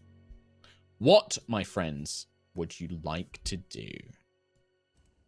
Oh, I mean, just go. Oh, troubles in my life, I'm walking away. Nova's going down the elevator singing. Can I see through any portion of this door where the moaning is coming from? No. It is a kind of like wooden door, flush to the stone. There is no like keyhole or anything like that. Looking up at the ceiling, is there any sort of ventilation system which would, cross over all these rooms? Which there is, yeah, there does appear to be like a series of kind of stone chutes that go across the roof, and it seems maybe under the floor of some of these rooms. Yes. Inspired. You hear another like from the room. We all hear that, do we? And not just Ayla. No. Yeah. It's loud enough that I would say that maybe Lucius doesn't, but Ayla, Nova, Quill, and Moonstar definitely would. You guys are all close enough that you can hear the sounds of violence coming from the lower right room. The Ayla is the closest to the door. I think if Nova's there right now. I don't know why. Is Nova actually there on the map? Yeah, I was up. Up. She's up above. Yeah. Oh, on my map, she's outside the door. Yeah. Sorry. For some reason, she's outside, literally right beside the door. So I thought she'd moved there. She is. I don't know if that's updated, but she's there. On the on the messenger ring, I will just say, do you want me to just barrel in this door? Votes for yes, votes for no. Not a bad idea. No. Okay. No. Why? Okay, well, we gotta be quick. Someone's been hurt. Moonstar kind of slides up next to it and is like pressed up against it. Yes, and you can see her kind of like readying her gear. I hear it too. Yes, some strange and I turn around and notice that everyone's at the other door. Oh right. Different. Yeah, screaming in pain. I can reduce my size. Maybe I can go small and maybe get into that ventilation system above us somehow. I think, Aerois, can you just quickly open the door quietly and let's get a look, maybe? Are you asking this in like not a messenger ring because she doesn't have a messenger ring? Oh yeah, Remember. she doesn't have a messenger ring, does she? She doesn't have a Yeah, can I messenger whisper ring, it to her? I'm right next to her. Yeah, you can whisper it to her. I'm dumb. I'll try and do it without alerting anyone. And then she will do it. I'm just also setting something up here. Give me a second. All the enemies, or? No. Why would there be any enemies? Just friends. No.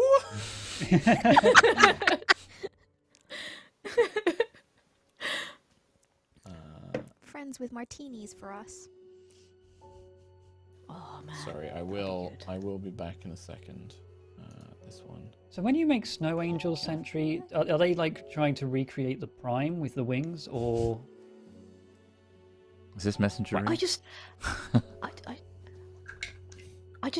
do what the princess does. I normally just copy her. She has a great time. Oh, I was just wondering if there was like a Guardian tradition. Oh.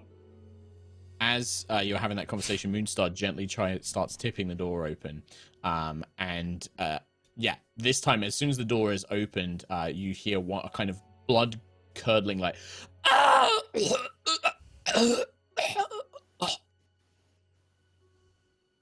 think he's okay. Too late. Or she. She. Could be a they. I think they're okay. Okay. I think maybe burst in. Healer. Burst in, Ayla. Charge. Fucking burst in then, I guess. I thought it was just a bad stomach problem, but this is so much worse. When you step in, Ayla, you can see this is very clearly, to Ayla, I think you'd be like, oh, this is what you would think of as a sort of laboratory. There are desks covered with, the similar kind of like slates, these kind of like magic glass slates that you've seen Starbane using before, as well as a mixture of like open physical Aerois books with like parchment and ink. You can see maps. You can see little devices with like little kind of like magic runes and engraving tools scattered along the desks. There's actually a series of desks kind of zigzagged with each other with these larger kind of glass kind of windows with all sorts of like runic magic script on them. But more immediately, perhaps to Ayla's interests, is there are a number of corpses. All of them appear to be citizens or scholars. They appear to be wearing sort of like loose shirts and trousers, no battle gear. And they're just slumped over like desks or in chairs. And one of them is currently just seemingly like hovering in the air, and blood is just pouring out of their chest. And then they kind of drop to the ground. Is there any other creatures in here? You see like a shimmering of the air, and then kind of appearing from invisibility, you see a creature I don't think you've ever seen before. Their skin is a kind of yellowish orange, like a mottled yellowish orange, flecked with like brown patterns and stripes and dots in a strange pattern. Their nose is almost completely missing. They just have like a space where their nostrils are, and they have these kind of like long, tall kind of foreheads. It is a Githyanki, if you know D&D, but obviously Ayla doesn't know what that is. But this one is seemingly wearing their body is almost partly metal. You can see like sections of their torso and chest have been replaced by like metal armor and plates. They have an entirely construct-like arm, one of their legs, and then their face is kind of molded so that only one of their eyes is organic anymore. And they are holding this long, thin, bladed silver sword that seems to be vibrating in the air. I did wonder how long it would take for someone to discover what Damocles was up to. You're the ones that Lord Callus has files on. I should have known. Can I move? I want to move in so that other people can also move in with me. Yeah, if she will. In fact, I'll put back me up. No. It is. They are female. I will say that you can tell that they are feminine in a certain manner. Just gonna throw this down as like as an icon. Okay. God. And yeah, their position. Like if you guys go, like you're not gonna be able to surprise them with an attack. Like if you go to attack, you're gonna be rolling. I think we're slowly moving into the room. Like And she's like got herself, like she holds the blade over her head, balancing the tip, and it's like long. This is like not Sephiroth long, but it's like Naigatana kind of like really long katana blade. And she's kind of holding it over her head in a defensive position. Cool. A pity. I was hoping that I would be able to return to Lord Callus's service, but it seems that perhaps I might have to, well, a valiant death here, perhaps. I've heard much about you, especially you, Wild Elf, and the Guardian. You're reported as extremely high-level threats in combat. Sad face. It's like, there's normally 5 of us. Okay. Oh yes, the rest of you are noted as spellcasters. I'm not too concerned with you. Oh. Just leave them. So, Bye. if you were hoping to take any of these... Really what? What? If you were hoping to take any powerful of these... spellcasters, and I'm here with like... researchers. Huh? Yeah. Ayla's just like, what are you talking about? If you were hoping to take any of these scholars prisoner for their knowledge, I'm afraid I've had to rob you of that opportunity. My orders were quite Why clear. are you killing them? They hold too much information, Guardian. These were the ones who worked on the project here. We couldn't risk that information falling into enemy hands, and now that their work is done, it was my duty to finish them. You have Were you sent here because you knew we were coming? No. No. I am aware of you. I keep myself updated with all of Lord Callus's major threats. Who sent you, Zakira or Callus? I serve Lord Callus. Zakira is... She throws her lot in with those disgusting creatures that mutate the flesh, warp the mind. My ancient enemies. I would never serve such a woman.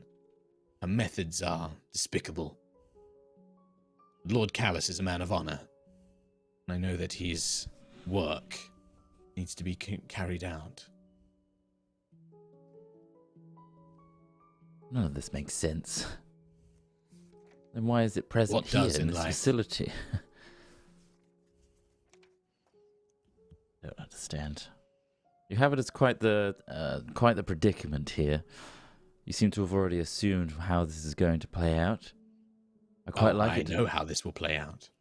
If you think that there is any hope of some treaty, some peaceful negotiation, I know what my duty is. You are enemies, and I will strike you down. But that does not mean that we cannot at least converse politely and battle with some degree of honor. Unless your kind and the people of Aerois are not worthy of such matters. I mean, you're striking down all these researchers, all the people working on this project. I guess it's safe to assume the project is finished. You have no need for them anymore. Exactly. This is wasting our time. I don't suppose you know the deal with the brain in the tube, do you? Caffeine. Yes, that is a servant of Xantis. That disgusting mind flayer, the Illithid. If you are here, I hope at least you have ended that thing's pathetic life. If you side with Callus, and that is against everything, Zakira, then why is it present here? You are a naive fool, obviously. Do you think that two people that may have different methods cannot work towards the same process? I serve Lord Callus. Xantis served Zakira. They work towards a common goal. Even if I do not like it, my honor is enough that I will at least abide by my lord's wishes. Very well. So, well, that is enough. And she kind of swishes the blade in the air. Let this be the end of it then. We're going to roll initiative. Oh, it's nice to have a nice conversation first, though. Like, get to know the person, Yeah. Can we have know their name. Cup of tea? Can we have a cup of tea for an hour? Is Nope. that... No. Maybe it's 8 hours.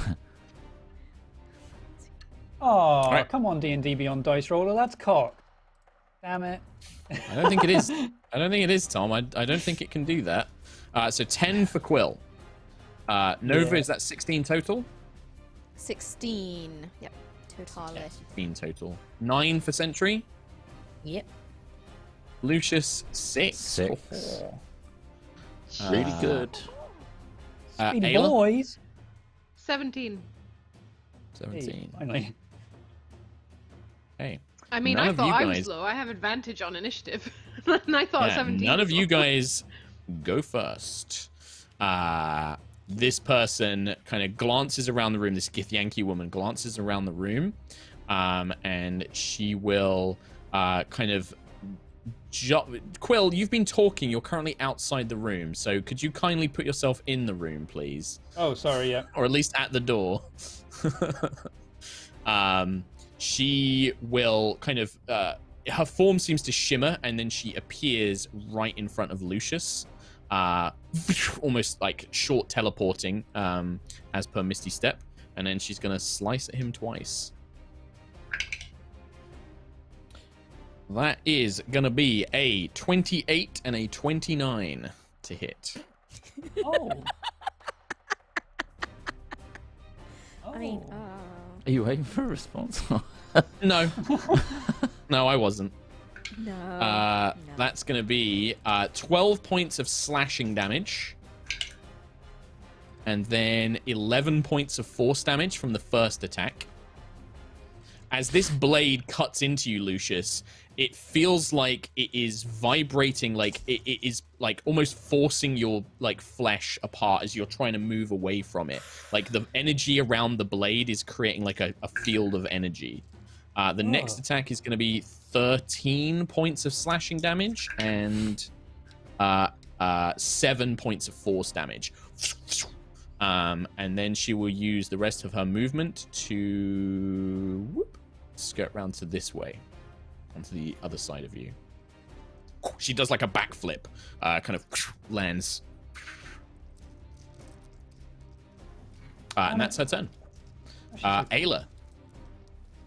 Hello, I will rage and just run at her and hit her, please. You come barreling forward like a rhino.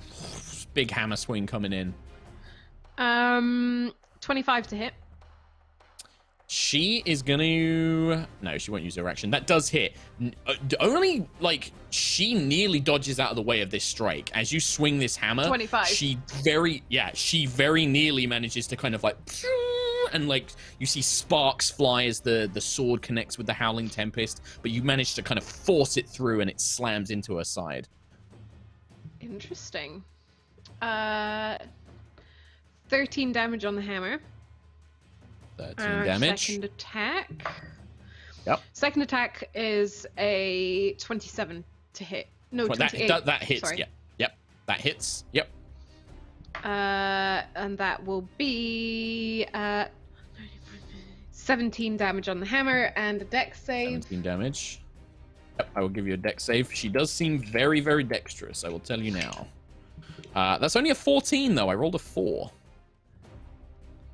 So she fails. She takes 11 lightning damage.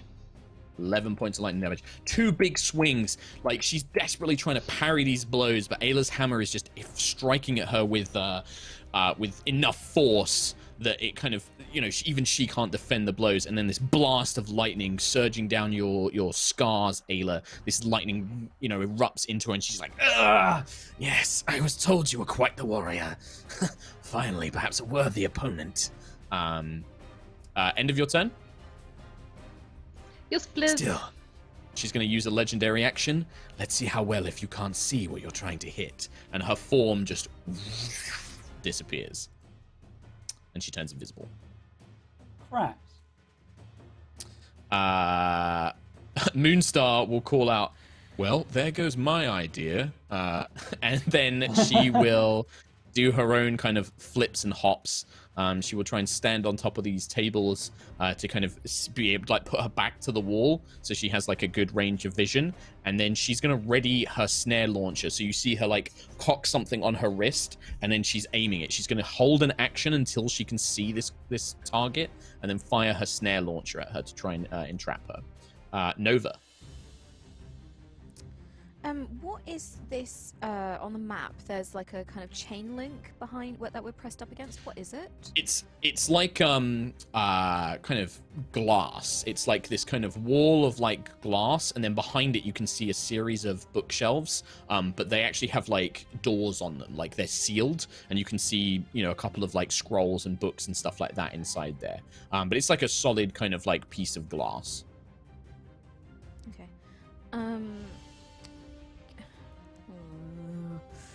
Can I... So you know roughly where she is, but obviously with invisibility, you do have disadvantage on attack rolls against her. Yeah, and she's pretty high anyway. Can I hold my action that if she reappears, I will Eldritch Blast her? Okay. Can I, like, bonus action shove some scrolls in my bag? there's any near me. You'd have to move around because you're currently on the other side of the glass wall. You'd have to move around the side of them. So there's this kind of like line of glass, and then at Quill it ends. You'd have to move around and get to the other side. Yeah, I'll wait for this woman to turn up first then, and I'll deal with that first. Knowledge second. Okay. I've learned, y'all. Nova, you do hear like the sounds of the armored footsteps you heard coming in at one of the other rooms. You do kind of hear them beginning to make as if they're coming closer to you. And a Durgar. This one, it's not like one of the machine Durgars. It just looks like a regular Durgar. Kind of is, you can hear them kind of like coming like, oh, what was that? What was that noise? Quill. Okay. I would like to cast Beacon of Hope, and I'll hold that on Future Quill, and then I'll use a bonus action. So you're summoning Future Quill as well, I'm assuming. Can you do that again today? Yeah. I think you can until you use the effect. Yeah, I think you can. Yeah, I haven't used the effect yet. So he's holding that, and with a bonus action, I will harness Divine Power to recharge a level 3 spell slot. Okay, that sounds great. Who are you casting Beacon of Hope on? Does it stick with you, or is it like a burst now? It's a burst now. Anyone within 30 feet of me. Okay, so it hits everybody, basically. Yeah. Cool. Sentry. I'm going to cast Enlarge, use my final Matrix charge. Yep. And get big. Yeah, you kind of not quite have to hunch, but this space becomes infinitely small compared to you. Nice. I'm just going to stay where I am for now, try and keep... Actually, no, I'm going to move down a little bit here, try and keep that doorway blocked. Defend Lucius, Nova, and Quill. Okay. At the end of your turn, Sentry, the figure, the Githyanki, is going to use their legendary action to do agile movement. You don't see their movement, but Ayla, you hear something very quickly perform some flips. You see like papers skid off this desk. You don't get to make an opportunity attack because of the ability, and then you hear like some scuttering, but you don't know where the figure is currently. So I'm going to move them to the GM layer. And then it is Lucius's turn. So they totally disappeared, and there's just stuff. Yeah. Okay. Like all these papers go flying off the desk as somebody very rapidly like ran across them, and then you're like, you've heard like the sound of air whistling, but you're like, where have they gone? You can make a perception check to try and locate them. Yeah, I'll do that as I kind of walk around. Sure. 20 to the back of Sentry. Sure. Perception, yeah. Yep. I got a 19, I believe. Yep. 19, yes. In fact, actually, you just happen. Now, you don't know exactly where they are, but you don't counter the invisibility, but you have a feeling that they're behind Quill. You kind of felt like a piece of movement, like brush past you, and somebody kind of just like move past. You think they might be right behind Quill. Okay. In which case, I'll call out to Quill. I think she's behind you. Watch out!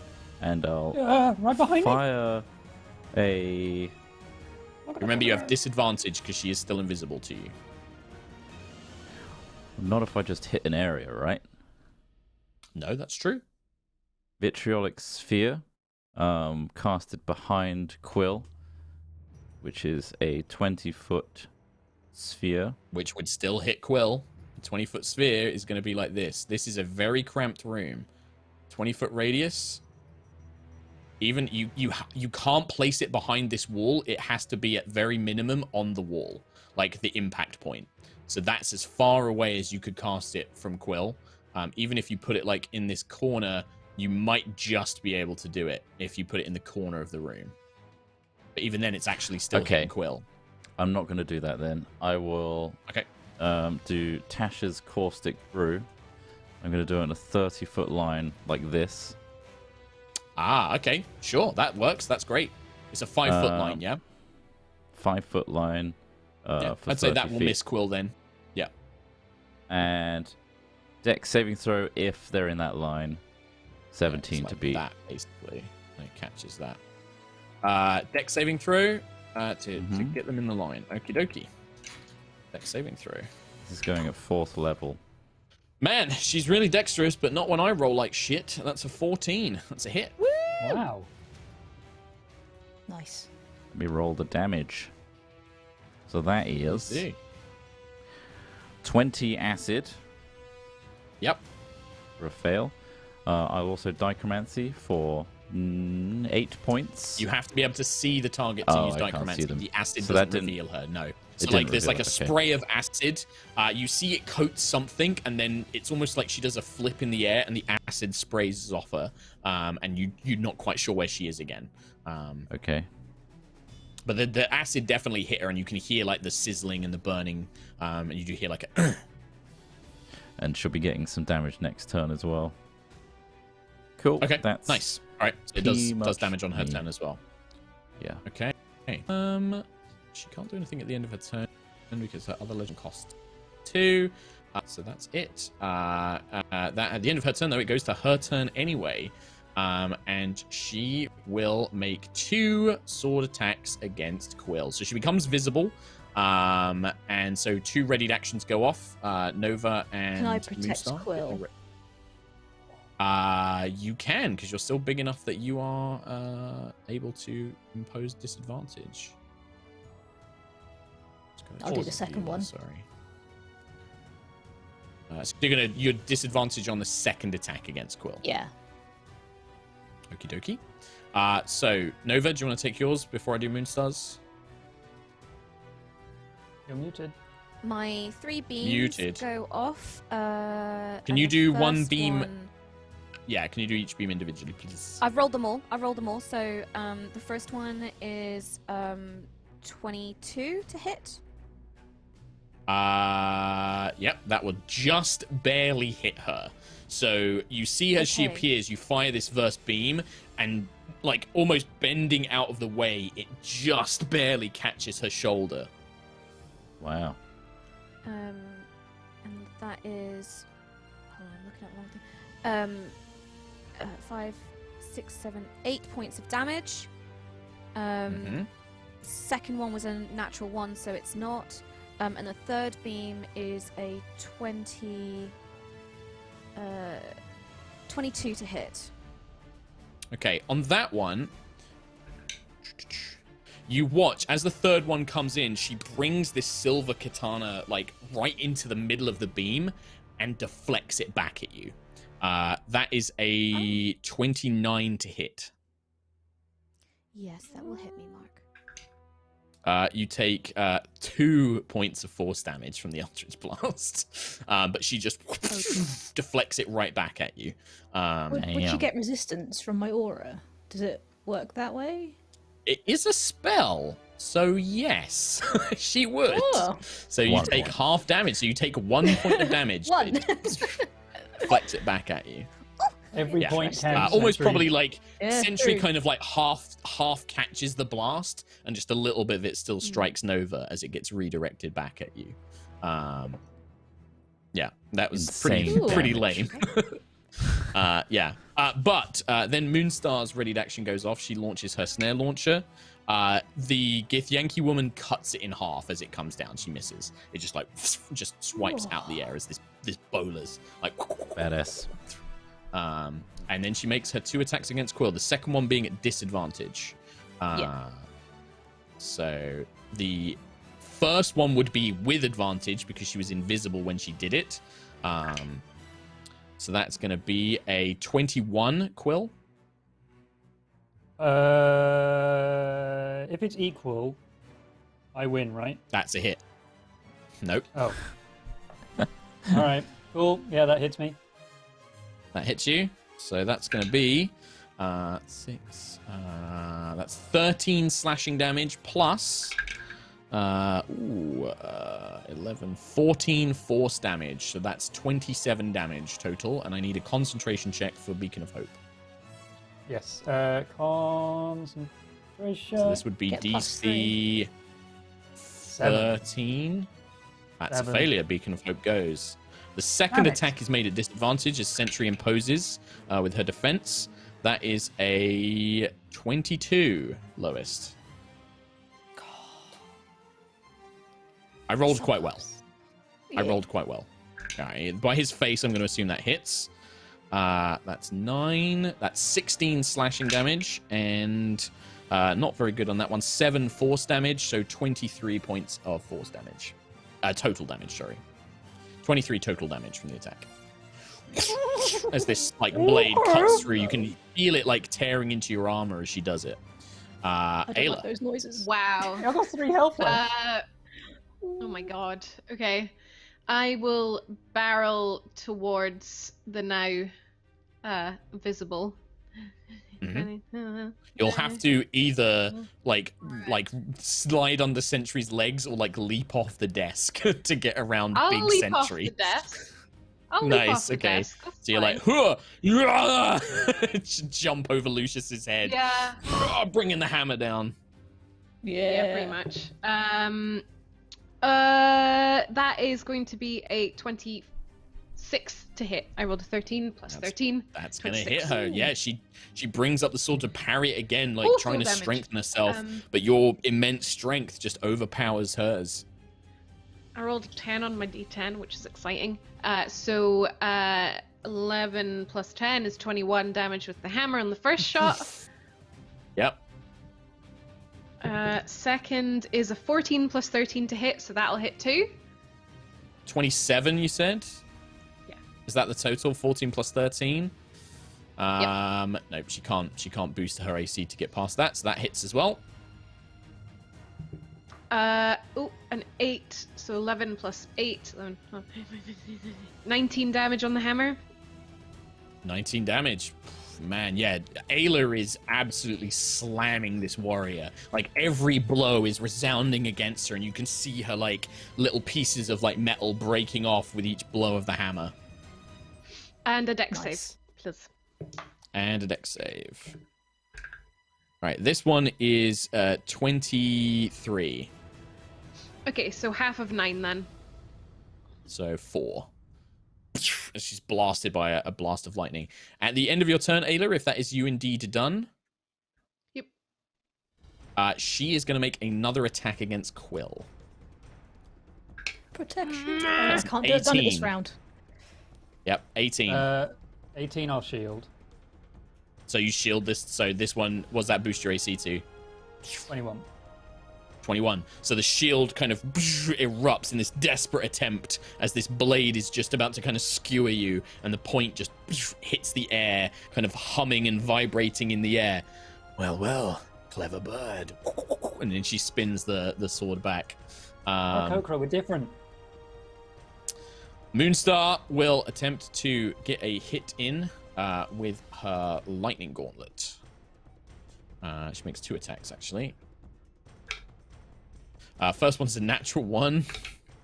The second one is a 20. She goes to punch her, and you can see lightning crackling all up. The first blow swings overhead. She lashes out with the second one. But Ayla, like, as you're fighting, she kind of spins the blade and just casually flicks it back and, like, forces Moonstar off guard, and then avoids the attack.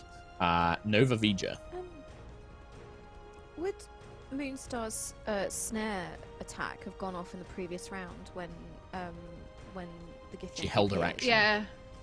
Yeah, she held her action. Yeah, she held I did her that. action, but I I did it. Okay. Yeah, I did it. Yeah, no, you took yours, and then I did Moonstar's. It missed. Like, I rolled a 6, and it just got cut out the air.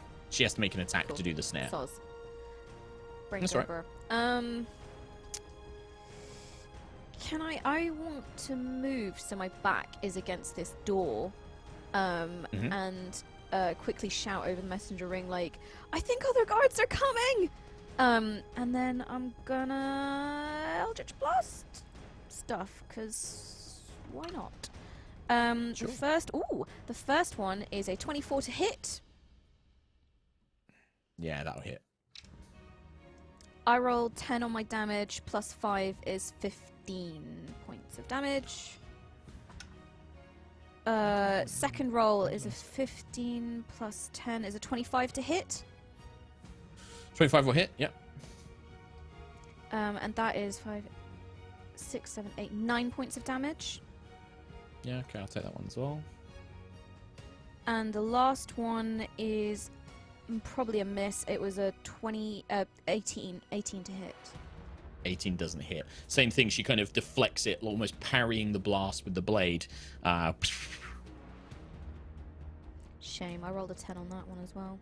And then that's me. Cool. At the end of your turn, Nova, she does the same thing where her form shifts and she becomes invisible. Oh, that's annoying. Nice. You hear Nova, you hear footsteps as a guard Durgar appears at the door. It's like, hurry up! She's under attack! And will basically swing a big pick at you. But the door is shut. Here we go. I imagine the door is shut. Oh, all right. In that case, they will open the door or try and shoulder barge against the door if you've pushed yourself against it. So make a strength check for me. Yep. I'll keep the same roll I rolled. For Nova. Yep. I rolled a 13 minus 2 is 11. Oh my god. It's not a Plus saving 3? throw. This Do is I get a a strength plus- check. Oh, yeah. No, it's not a saving throw. It's not a saving throw. So it's I also got 11 total. So it is this kind of like shoving match of the door is like half open, but Nova is like pressing against it, like as this Durgar is like shoving against it. He will if that's his movement to try and shove open the door, he will use his enlarge ability. And like Sentry, he grows big and is like trying to push the thing open with reduced strength. You don't hear something Here we else. go. Keelek. Titans will clash. We're both outside the room, so we'd be like poking each other through the door. Just punches through the door. Undercut. You can squeeze through the door, but it slows you down because you have to literally like squeeze through it. Yeah. Kicking his Enlarge shin. even more. Enlarge even more and wear the house as armor. Put your arms through the windows. Alice in Wonderland. Turn. I would appreciate if people would get this thing away from me, and I'm going to cast Heal at 7th level. And heal On yourself? 80 hit points. Yeah. Nice. Nice. To be fair, that's still I going to love get me to that full, spell so back I in the need that. day. End That of was turn. a good one. I think that's pretty much it, isn't it? Yeah, bonus action. Have I got any cool features? Bonus action, cry. Sentry. Classic. And then Lucius after Sentry. Can I bonus action cast Shield of Faith on Quill and give him a +2 to his AC? You can. I shall do that. It's your bonus action. And then I can't really move up, so I help Nova hold the door shut.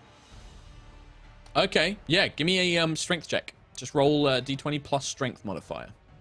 Will do. Cheers. 14. 14's still good. Okay. I'll have to beat that 14 basically to try and force it open now. So that's the way that'll work. Lucius. Lucius is going to take this turn to back up and cast Armor of Agathis on himself. Okay. Because he is not in a good way. So he's kind of acting defensively right now. So that's what he's going to do. At level 2. Okay. That's his go. All right. Start of a new round. This Githyanki, who is yet unnamed, they have a name. You see just like a flash. She's currently invisible, so she will have advantage on these attacks. Is going to use the spell Steel Wind Strike. Yes, Lucius. Unless she takes an action to remove this acid, she also takes the acid damage at the start of her turn as well. Okay, roll the acid damage for me. Thank you. Let's just Caustic Brew. Steel Wind what now? Steel Wind Strike. That's very cool. Ah. It's a whole cool. whopping 2. 2 points of damage. So what happens is she teleports between everybody and makes an attack against all of you. And it would all have advantage because she's invisible. It's like... What class is she? She's like nipping. I need that. Nipping around the room. Yeah. Yeah, it's I pretty love cool. when games so have Quill. that skill. against Quill. That is a 29, sorry. Oh, 29, that'll do it, yeah. All right. You take 16 slashing and 12 force. So that's 28 total, I believe. Yeah. Sentry. Hello. That is only 22. That will hit. Okay, you take 15 slashing and 11 force, so 26 total. 26. Okay, go. Nova. That is 26. Yes. Yes. 13 slashing and 10 force. So, what was that? 24? Did I say 14? I got it. Yeah. Yep, you got it. 13. Lucius, and I know I'm going to take some cold damage from this. 24. Mm-hmm. Can I? Oh, it's too late. Okay. Well, actually, no, I'm gonna. I was going to try and protect. Okay. I'll Well, intersect it are with you the both doing spear. it? Because like, if this is reactions, you both have to decide to do it at the same time. If you think you both use the reaction. Mine has to be before the roll. Oh. Right. Okay. So you're gonna use disadvantage. Okay. All right. I'll re-roll. That would still be 26 to hit. Tom, are you important? Yeah, in that case. No, not important. I'll send my elder self to force that attack to miss. So this is cool. We've not seen this before yet. So meanwhile in this battle, there's been this like spectral elder Quill that's just kind of be stood by his side, like just kind of like holding the spear, concentrating on this spell. Not anymore. As this blade, Sentry tries to stop this blade from like impacting into Lucius, and then in like an instant, we see this spectral form of Quill like surge rushing forward and brandishing the spear like a warrior. It stands in front of Lucius, and it just gently tips the spear out, the sword out of the way, so it like misses to the side, and then the spectral version of Quill vanishes. That is, you can't use that again for a long rest now, Tom. The whole the future self ability. Yeah. So you see it just like moly. And that definitely seems to throw it off. It does mean that the attack doesn't hit Trot, so the armor of Agathis doesn't explode. Yeah, I mean, barely getting hit, right? And then Ayla, attack against Ayla. That is a 31. Yeah, that makes great. That's hit. So Ayla, as a note, Resisting. your barbarian slashing resistance, you don't get it against this damage. So this blade, as it's vibrating, ignores slashing resistance. It's like tearing your flesh as it cuts through you. Very nice. It's not much, though. I rolled pretty bad. So that's 12 slashing. And then, that's really bad. 7 force, so 19 damage total. None of it resisted. And then, after Steel Wind Strike, I believe I can teleport to an unoccupied space within 5 feet. Oh, fuck. Okay. I did that damage wrong. I don't think it matters. I cocked up there. The damage for the spell is actually different. Well, would you like me to take it back, Kim? Would you like me to take back all that damage I just did? No? No. That's good, because what I should have been rolling was 60-10 damage for each hit, rather than her normal weapon damage. For each hit? Yep. What? Yep. I'd really I like say it do if it. we could See just you see what's later. ever happened and go carry on. I'm just interested. Oh my god. So I That's would have pretty done, so scary. on 2, 17. Oh my god. 25, 30. That would have been 43 points of damage on a hit if I'd rolled that properly. Oh. But I cocked it up. I cocked that up. My fault. She will then end her turn. Where's going to be annoying? That's so much scarier. Behind Lucius. Privilege. Behind Lucius. And she just like She's not appears invisible behind anymore, Lucius. though. Yeah. Yeah. Okay. She is not, no. And annoyingly, I can't take a legendary action until the end of one of your turns, and you're next, Ayla. So annoying. I want to be invisible for Ayla's attack, but I can't. It's so frustrating. Okay. Is it my go? Yes. That was her whole action, was to use that spell. So I would hope so, because it was insane. It's damn good. A high-level ranger spell.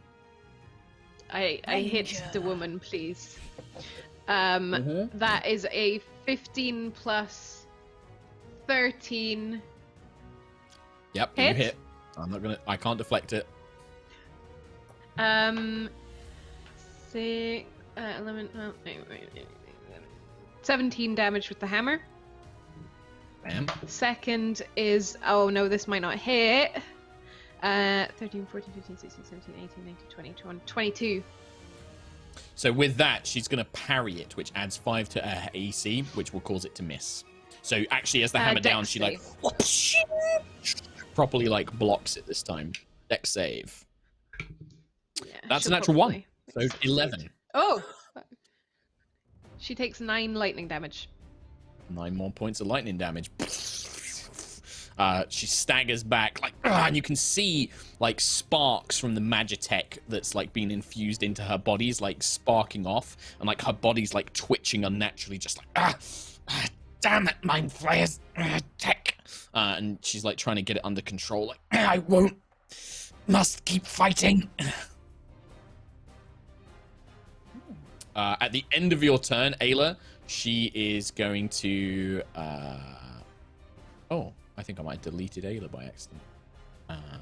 Oops. Yep. Cool. At the end of your turn, she's going to make... Yeah, thanks. Go on. No, I think my map's glitching because I put... Lucius wasn't... I've got 2 Aylas wasn't on where my he map. was? Yeah, no worries. Okay. I'm on... My tokens must I can be move you underneath around. Lucius. So that's happening. I think so. Yeah, it is. See if that new token helps. I will, at the end of your turn, I will, Lucius, you look pretty rough, you said, right? Like, you've got the armor of Agathis, but you're, like, bleeding and stuff. She'll make an attack against you then, at the end of Ayla's turn. 26 to hit. Yeah, scrapes by, yeah. Scrapes by. 10 points of ice damage. She takes 10 points of ice damage as the armor of Agathis hits her, as she does. You're going to take 6, 13 slashing, and... Down. I'm down. Oh my god. Okay, so with that... even with the armor of Agathis? Sorry, yeah. No, that's incorrect. You had 10 temporary hit points from the armor.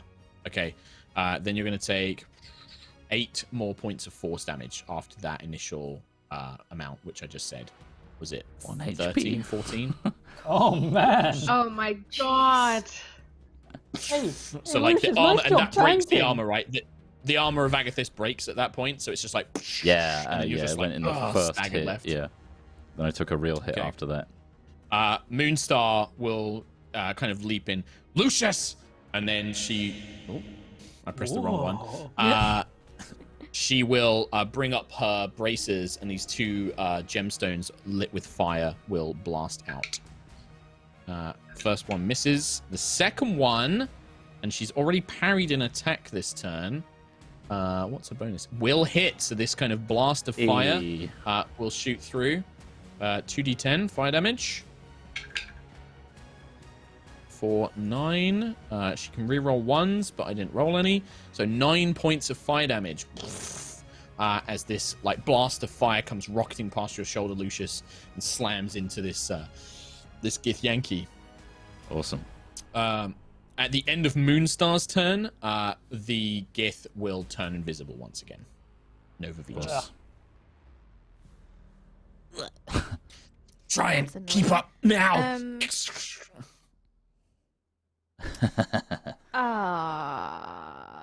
Is the Durgar trying to like push the door open still? Is he? Oh, this Durgar is gonna try and get in this room. Yeah, he's gonna try and get in this room for sure. He wants me in here. Hurt me more. Hurt me more.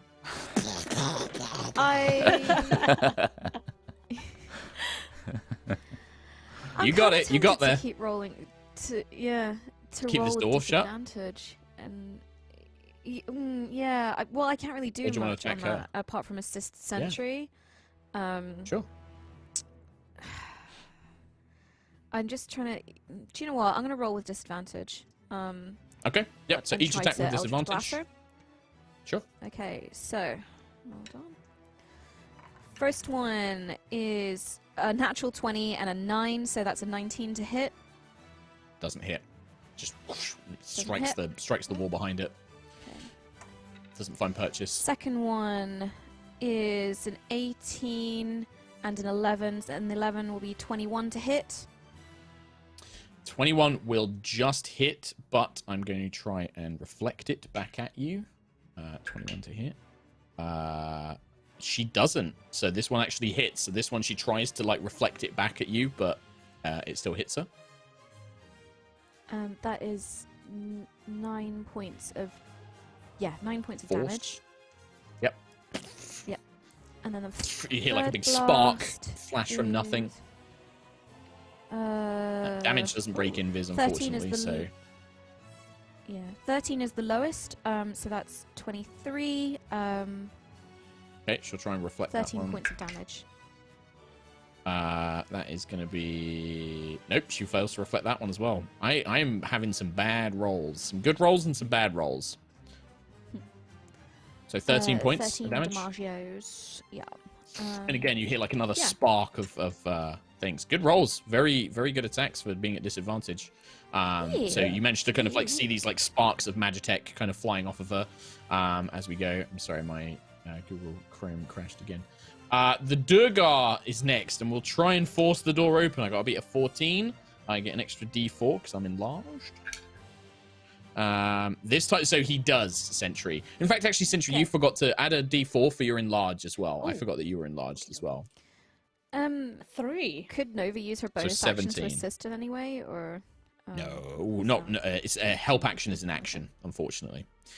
So even with a 17, though, that's going to be 15, 16. It's actually even again. It's both 17. So at this point, Nova, you're crouched under Sentry's big arm and this Durgar wrestling over this door. And you just hear this voice just like, "What are you doing? Come on! Come and help!" Kind of echoing across the lab. And yeah, seems to be calling to a companion that's not there. Keelek. Right, I am going to run up to Lucius and at 5th level cast a Cure Wounds, which is 5d8 plus something. I'm running out of spell slots, my guy. Oh my god. Oh dear. 18. Jesus. Thank you. That was really bad rolls. Oh my god. 2, 1, 3, 1, 5. Awful. Lolly. Lolly lols. And that's me. I will nudge. So I'm next to. Oh no, I'll stay next to Sentry. Okay. Sentry.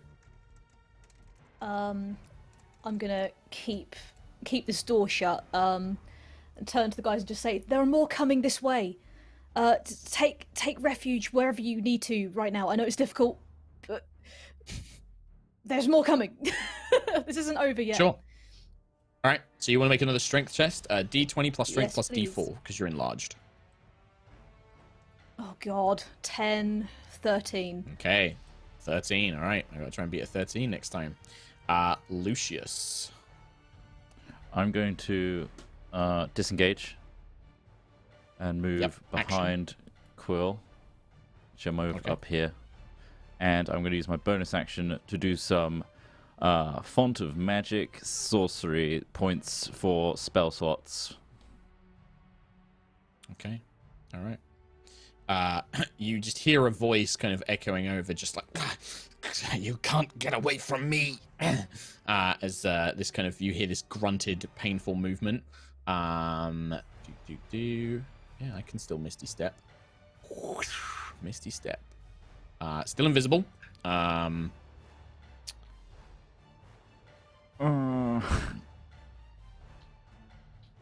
Yeah. And I think that this is going to be a double attack. So we're going to make one attack against Lucius, and then one attack against Quill. Sentry, if you have a reaction. I do. I'd like to would you protect like to Lucius, protect? please. Lucius, okay. Disadvantage. My lowest roll is unfortunately a 23.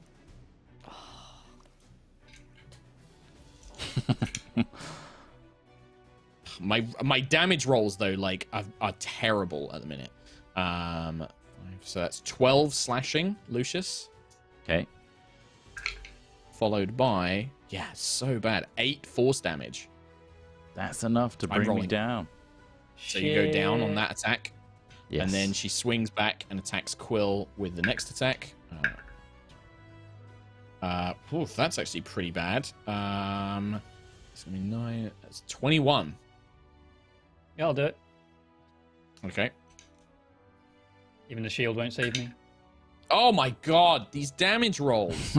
9 slashing damage and 11 force, so 20 damage total. Cuts to the side. Okay. And then that was a bonus action. She technically still has movement left, but with big sentry there. I think she also needs. Is this another go of hers? Was this a legend? No, she's bonus actioned to Misty Step. Made 2 attacks with her action, and then she has movement left. So she's still got acid on it, right?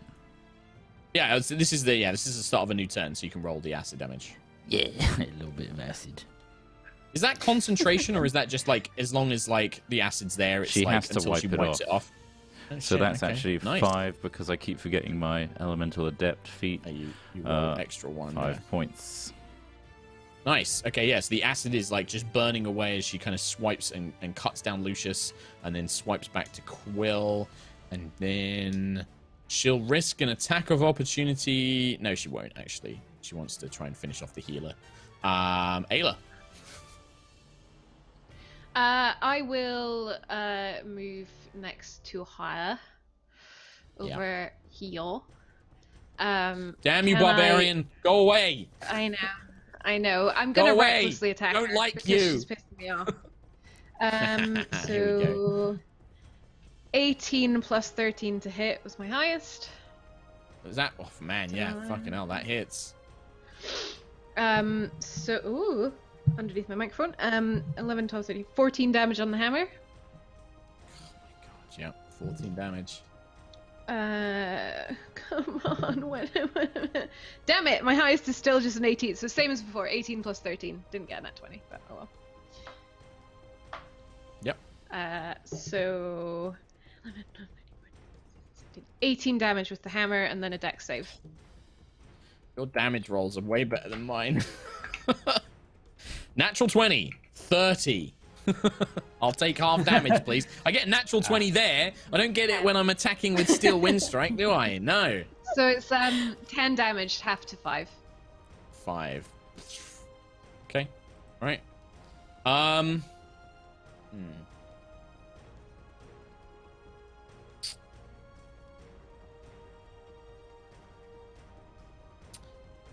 At the end of your turn, Ayla, she's going to use her agile movement, legendary action.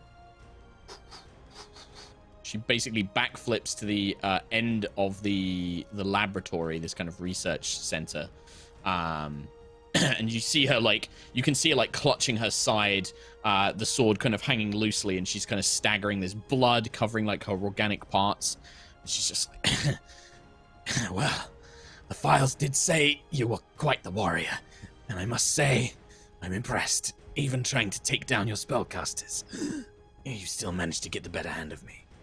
Still, I at least have this for Lord Callus. And she stabs herself in the chest. Oh! Come on! I was going to burn a spell slot on you! Oh. She twists the blade, and you see as she twists the blade, she crushes the handle, and the blade just begins falling apart in her hands, like turning into a fine silver dust. And then she just slumps down. At last, Grey Foxara can rest. And she just sort of breathes heavily. She slumps down onto the ground. Oh, God's sake. That one is so on the nose. Falxara? That's a perfectly good Githyanki name, Tom Hazel. Falxara. Don't know what you're talking about. Ray, you know? Yeah. Well, she was part metal. She was partly made of grey. It makes sense. But yeah, she's still alive, but is gonna she's dying basically. She's like blood's coughing up. You think that only the Magitech is really kind of keeping her conscious. Okay.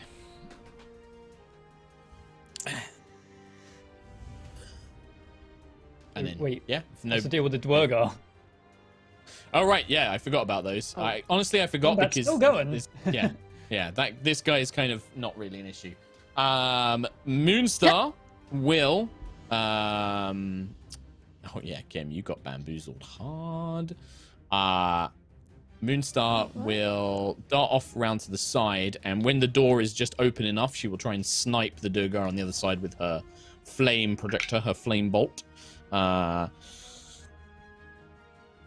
16. The first one misses, the second one hits. Re-rolling ones. Oh, that's better. 14 points of damage. You hear like a yelp as this kind of blast of fire catches the Durgar on the other side. Ah! Nova.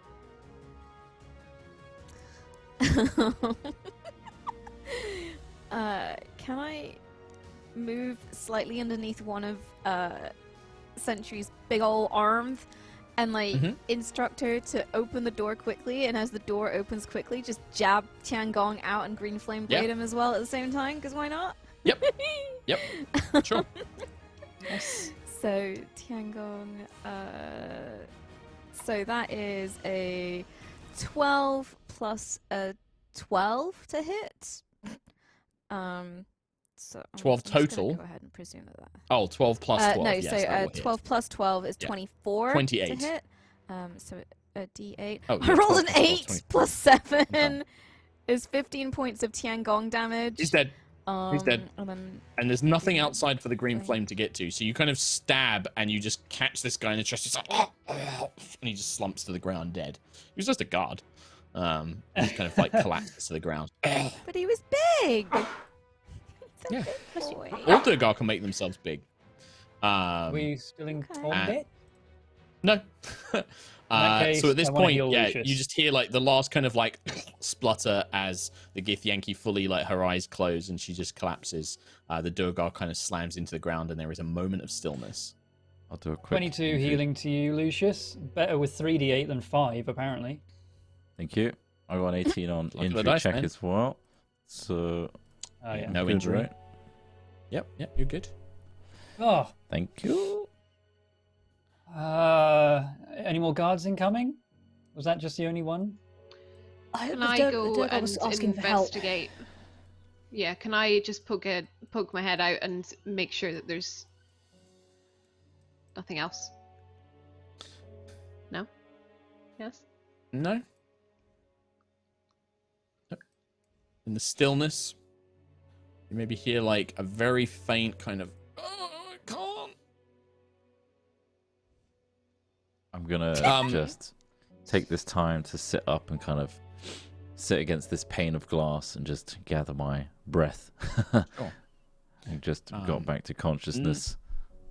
Nova, looking in the cabinets for like these books and scrolls, you can see that there are more tables near down where the Gith died in the southern end of the room. There are more tables, there are more desks, all covered with what do appear to be schematics and things. But the bookshelves, these appear to be they're manuals and instructions for a lot of Magitech construction, things like that. Nothing immediately useful, like how to build a bomb book. But it's all kind of like theory books, like engineering books on Magitech in general. Some of them look like they are definitely not from Aerois, even though they're not on slates. Others appear to be Aerosian Aetherium processing manuals and, documents and books on Aetherium use, airship design, magical enhancements and things like that. The kind of stuff that would be very valuable to like a full-time, Ethereum company or a Magitech, artificer, but nothing you can immediately use. You do hear, Quill, you would hear this as well. One of the lockers is shaking. Bad news, guys. I think there's something in there. Something in that locker. I'll open it. It's the one nearest Nova, yeah. And Ayla just goes and opens it. Fuck it, why not? Okay. You open it and out tumbles a young Fire Ganassi. his hair is very unruly, and it's kind of like these coiling flames. It looks like it would be quite long, but it's very, very messy. He appears to be wearing like a kind of white loose shirt, and as he stumbles out, he's like, please don't kill me, please don't kill me like the rest. Before we begin, what is your name? Not here to kill you. My name? I'm one of the researchers here. I'm one of the researchers. My name. Malatir Emeris. Malatir Emeris. Okay. I don't get the reference on that one. I don't understand. Anyone else? Are you here to kill me? Where's the Gith? Where's Falxara? The gift has been kill the others? dealt with. Brave Falxara, she's over that. Don't look in that direction. Do not look in that direction. We're here to help. No. Oh, thank goodness. Oh, I thought the other researchers they went out to see what she was doing, and I heard her kill one of them outside. She started attacking them, and I hid in here. I think the others didn't. I thought they might give away where I was hiding. Okay, why are you here? Who are you people? Well, actually, is he a good guy, technically speaking? I'm a good guy. I'm a really good guy. I promise I'm a good guy. We're here to take charge of the project. But then why is... Well, make a deception check for me. Okay. First one I think Nova's had to make. +5 though. 8, 9, 10, 11, 12, 13. No. That can't be possible. If you've killed Gray, then you don't work for Callus, and if you don't look like the kind of people that would work for Zarkira. You're not here to take control of the project. I know that much. Who are you? Well, why are you here? We're pretty familiar with Callus.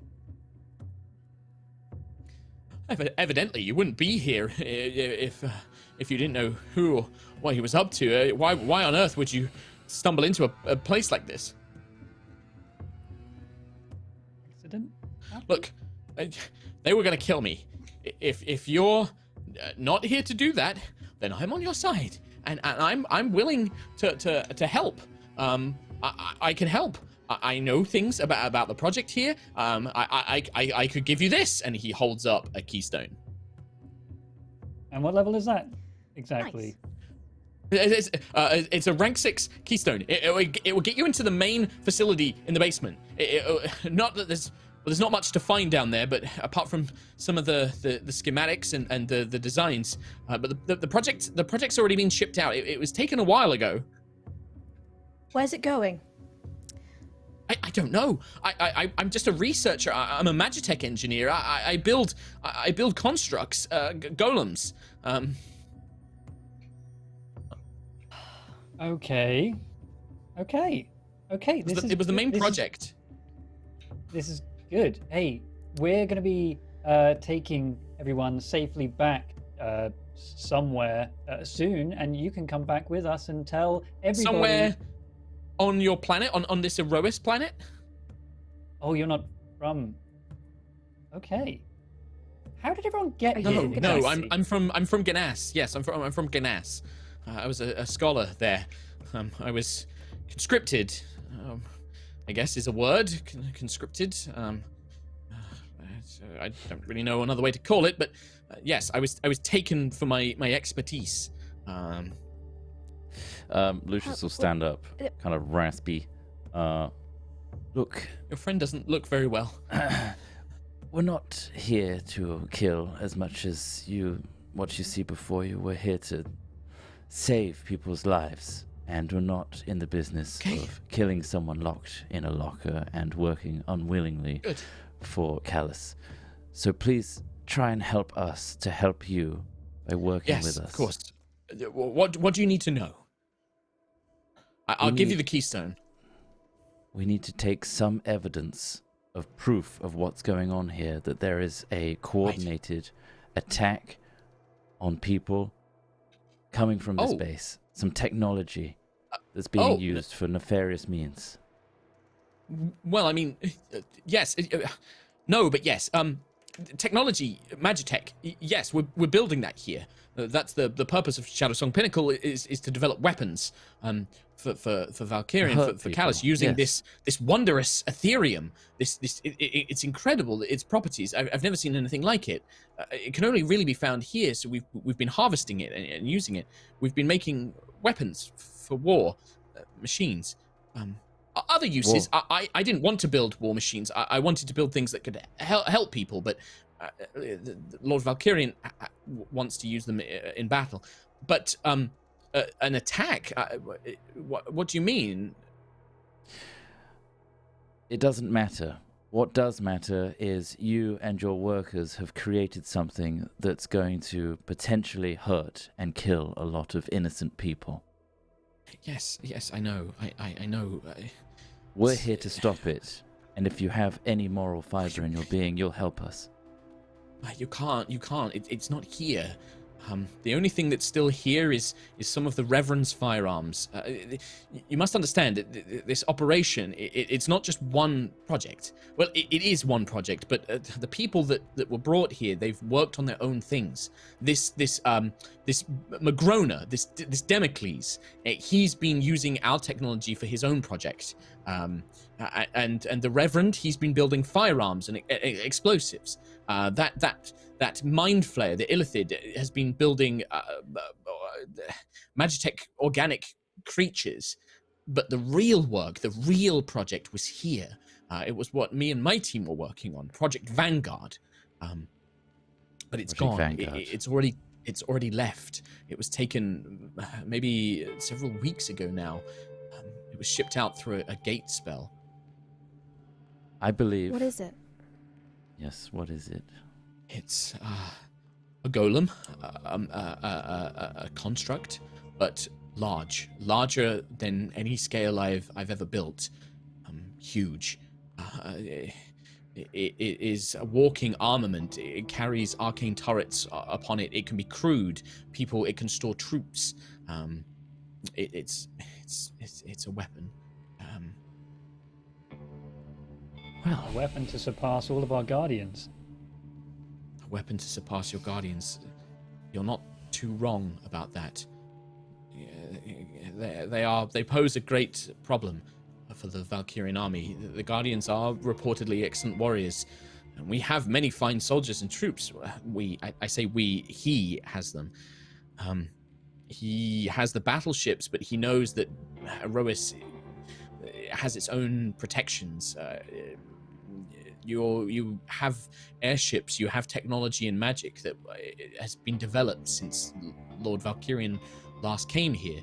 He needed something new, and with Ethereum, we were able to create Project Vanguard. How were you brought here? On the ship, the several ships. I came aboard the Tassadar, and then, well, we don't know how, but Lord Valkyrian has a way past your barrier, your shield, the cradle, some sort of portal device, like a gateway spell, but it seems to only connect to your world. I don't know the details. It's not my research department. But how did you get from the ship onto the planet? Like I said, through this gateway. But where did we you have come a out? portable. Here. Well, not here, but I was teleported shortly after arriving to this place. I remember a room, a grey stone room.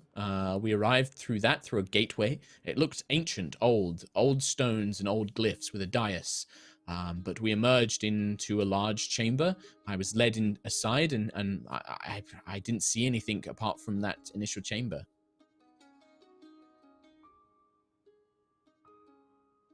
We have limited time. We need to take something of evidence here, working with either the Magronas or this Project Vanguard.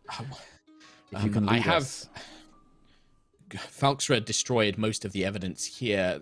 We have a few schematics of things like the Reverend's weapons, the explosives, the firearms. I have a few things like that here, but the evidence of Project Vanguard is all below in the lower basement levels. But there shouldn't be any guards remaining there. They've all been shipped out. Really, this was just a skeleton crew left to finish a few loose ends, and he kind of looks at the dead bodies of his companions when he says the words dead ends, loose ends. Let's focus on staying alive. We're going to take what we can from this room, and shall we all head down to where the Project Vanguard was and try and gain something there before we leave? I'll take you. I'll show you what you need, what information is there. I'm happy to show you. Can I walk up down to there? him? Just like dead in front of him. Yeah, he's terrified of Ayla. Like he's like, And I will let the lightning sort of crackle along my arms a little bit while I say this. Listen to me very that's actually carefully. quite fascinating. How are you doing? Sorry. Yes, I'm listening. If you screw us over while we're trying to save thousands of innocent lives, I will come for you. And it won't end well. I imagine. Okay? I can imagine. Yeah. Okay. Okay, great. I promise. Out of interest, how are you generating that lightning? That's you don't appear to have any sort of magic. Ayla, no. I'm just gonna grab Ayla's arm as I imagine it twitches. I'm like, no, Ayla, no. And with that, we are going to end today's episode for High Rollers. Juicy. Oh boy. Man, we are just back-to-back bosses today, aren't we? Or in this dungeon, I mean. It's almost like I'm testing your capabilities. Oh, that one almost did it. One creature with legendary actions isn't enough to pose a challenge? Interesting. Oh god. Really, the research and development was on really us. was. Dun dun dun. R&D. Testing. Man, are you kidding? That that CR-14 legendary fighter that barely could literally just about knock down Lucius, and that's it. Like, yeah, you guys are way tougher than I. Marginally unlucky rolls, to be fair, but yeah, still. Also, I did have some unlucky rolls. Yeah, me being left on Easy. 3 HP, Lucius on 1, like the spellcaster. but that's the problem. Is she specifically targeted you guys? But like Yeah. Sentry and Ayla, no damage. Nova, no damage. Like. It's a tricky one. Yeah, So. she took 1 Yeah. point Anyway. damage. Cool. We're gonna end on Yug's cast because I think that we have Parsec pals after us, and I don't want to rush into their time. If you want to stick around on High Rollers, we will read out any remaining messages, and just have a chat and talk about that and stuff like that. Thank you, yeah. Yogs. Yeah. Enjoy the next Thank you very stream. much. If you want Enjoy to join Parsec us, pals. High Rollers D&D. If not, yeah, Parsec Pals. Goodbye. Goodbye to you all. Bye. Bye-bye. Bye. All right, I've ended that. High Rollers Hey, is still Jar, there. after our stream, baby, we're back. Pew, pew, pew. Everybody. Take the tops off. Wait, what? No. Terms of service, No. I'm just gonna eat some raisins. Oh, Nice. Oh, Lovely. my What a life. treat. I've see been- from I've been goodness. snacking on chickpeas, like roasted chickpeas this whole time. Because I'm really hungry. So sorry. I have a tiny. Nice. cookie. That's I don't all. have any snacks. I just had a juice. It's the last thing I can have today. Right. Tommy boy, Juicy. any messages? Good. I've already read out the mod chat, and there's a little bit, but I've already done some mod chat. So Okay, in that case, I will go through the donations, which we have a donation from Crown Rend that says, Ooh. just finished watching all of Lightfall a few days ago. What a great story you all managed to tell together. I can't believe it took me so long to start it. And can I get a little demon mark, please? I was literally about to do it. Little demon. There we go. Tim's face. Oh, Shivers, shivers. Timbers. Back from the age of Elora Galanodal. Ultra Void. Ree's just dying inside. Glenodal. Oh no. Glenodal. Glenodal. I am just super quick. I actually found a crown rend that someone had made me the other day. I was going through my box of memories, and someone made me like a crown rend prop. So thank you again to that person. I still have it. Nice. Nice. Ultraroids has donated 4 times for a total of $40 dues. The first one says, Thank you. hey guys, I can't donate often because I'm poor AF. Don't worry about it. But it was my birthday this weekend too. Happy birthday. Happy birthday. So here's a wee dono to say thanks for all you do. I've been annoyingly bedbound for a few weeks now, and you guys are really helping stave off the boredom and frustration of not being able to get up or go outside, especially since it's lovely and snowy out. Also, happy belated 5th birthday to High Rollers and happy 100. Thank you very much. I've been watching since the start of Aerois and even introduced a few friends along the way. Nice. Perfect. Thank you. That's what we like to hear. Awesome. Thank you. P.S. Third donation. P.S. I watched Foley Ship of the Ring this week, and shit me, it was hilarious. Italian elves, constant Shrek, Merry and Pippin shagging Farmer Maggot's wife, Diggy Hole plus Gimli, pure gold. Never thought I'd hear Gandalf say "baby shark do do do do do do." The voice was spot on. Very Mark. fond memory. Yeah. Yeah. Oh, Pippin sorry. This too. message.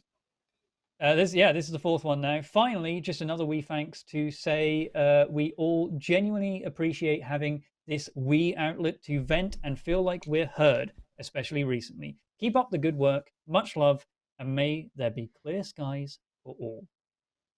Oh, a lovely message. Thank you so much. A lovely, lovely message. Thank you very, very much, Ultraroids. Nice message. Very generous donation. Thank you very much. Chromium246. Happy belated birthday, Trot. Being a clown is fun and all, but please don't leave us to run off and join the circus. Well, it unlocked something. Deep despair. Triggered something.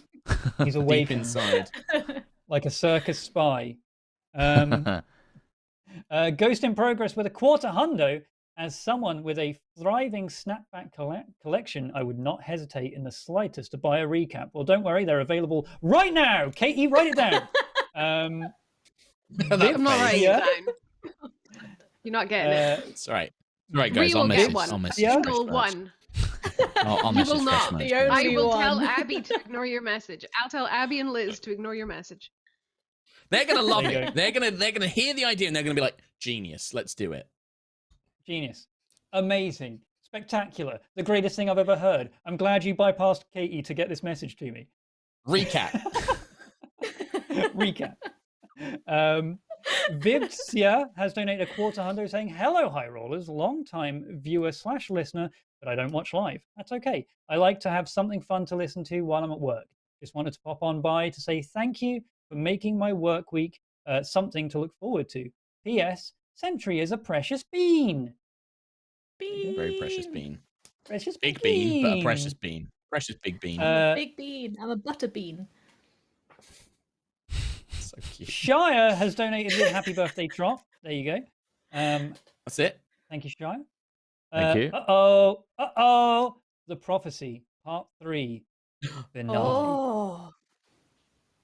As thunder sounded in the distance and cherry blossom fell, the master of time, Tom Ato, looked into the distance. A single tear fell down their face, for they knew one of their kind, supple, meaty Mudkip had died out. But Tomato knew from the ashes, Marshtomp rises! Marshtomp has donated again with Tom, Ree, Katie, Kim, Troth, and Great Matt. It is I rise from the moist ground, supple and complete, and I come to you at the turn. We know who it is. We know who it is. Tom. I love Yes, Tom. I love this. What? The sweet I love that our Mudkip supple has boy evolved. is still with us. He's still there. He's still You. supple. Marshtomp cinematic universe.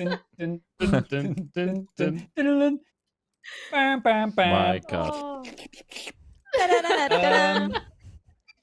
Incredible. Mark's left. Never do that nut. again. Never do that My left again. nut.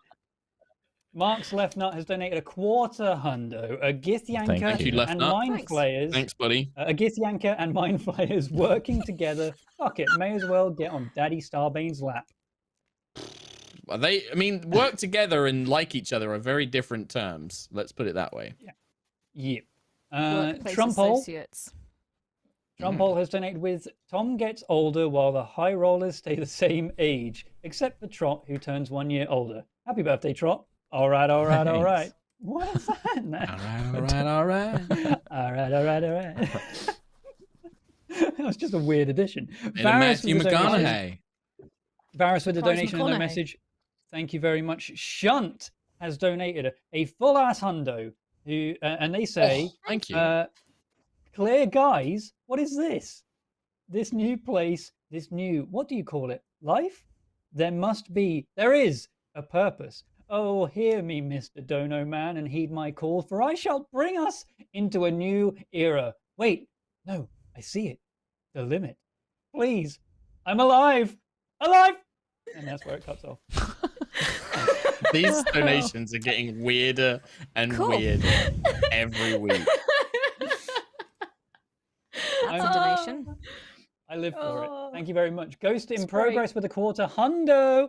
Double donos today, as I'm re-dyeing my hair next week, so I will unfortunately miss the one shot, but I look forward to the VOD.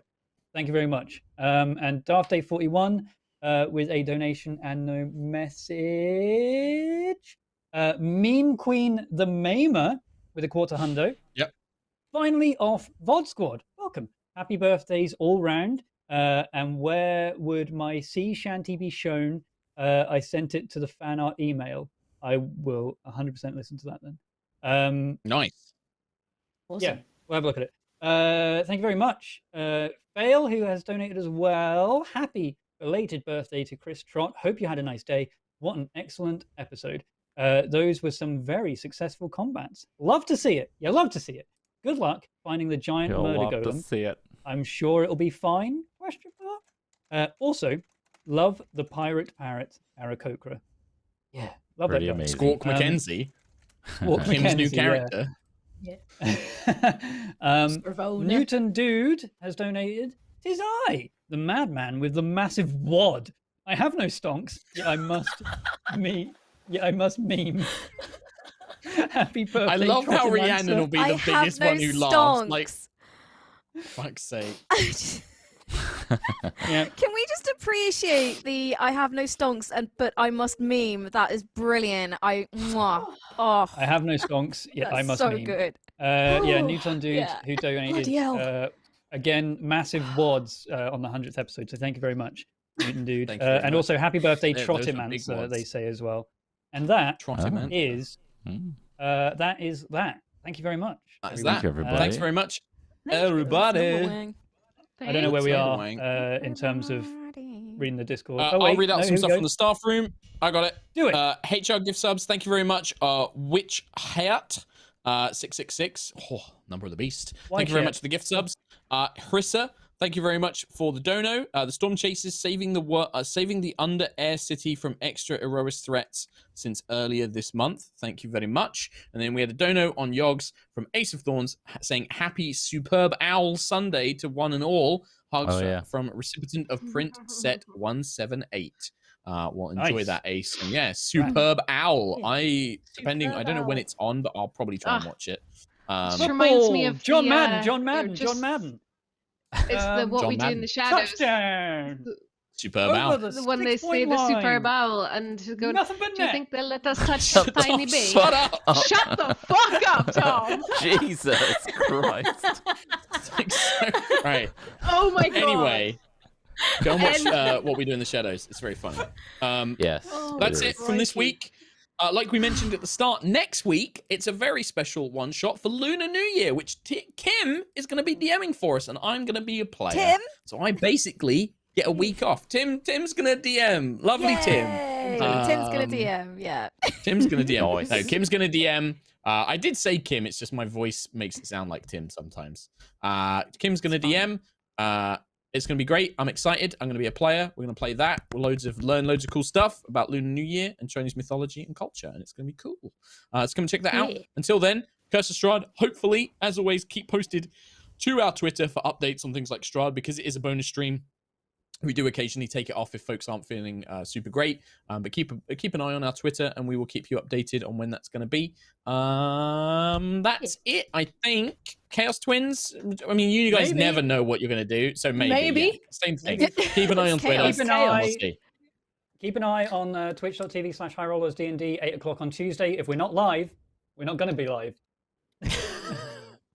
Follow on Twitter to get notifications. Follow on Twitter, on Twitch to get notifications. Follow us everywhere you can. YouTube, all that stuff. All right, take care, everybody. That's it. Bye bye. Watch High Rollers. Goodbye. Bye. They just did. Bye.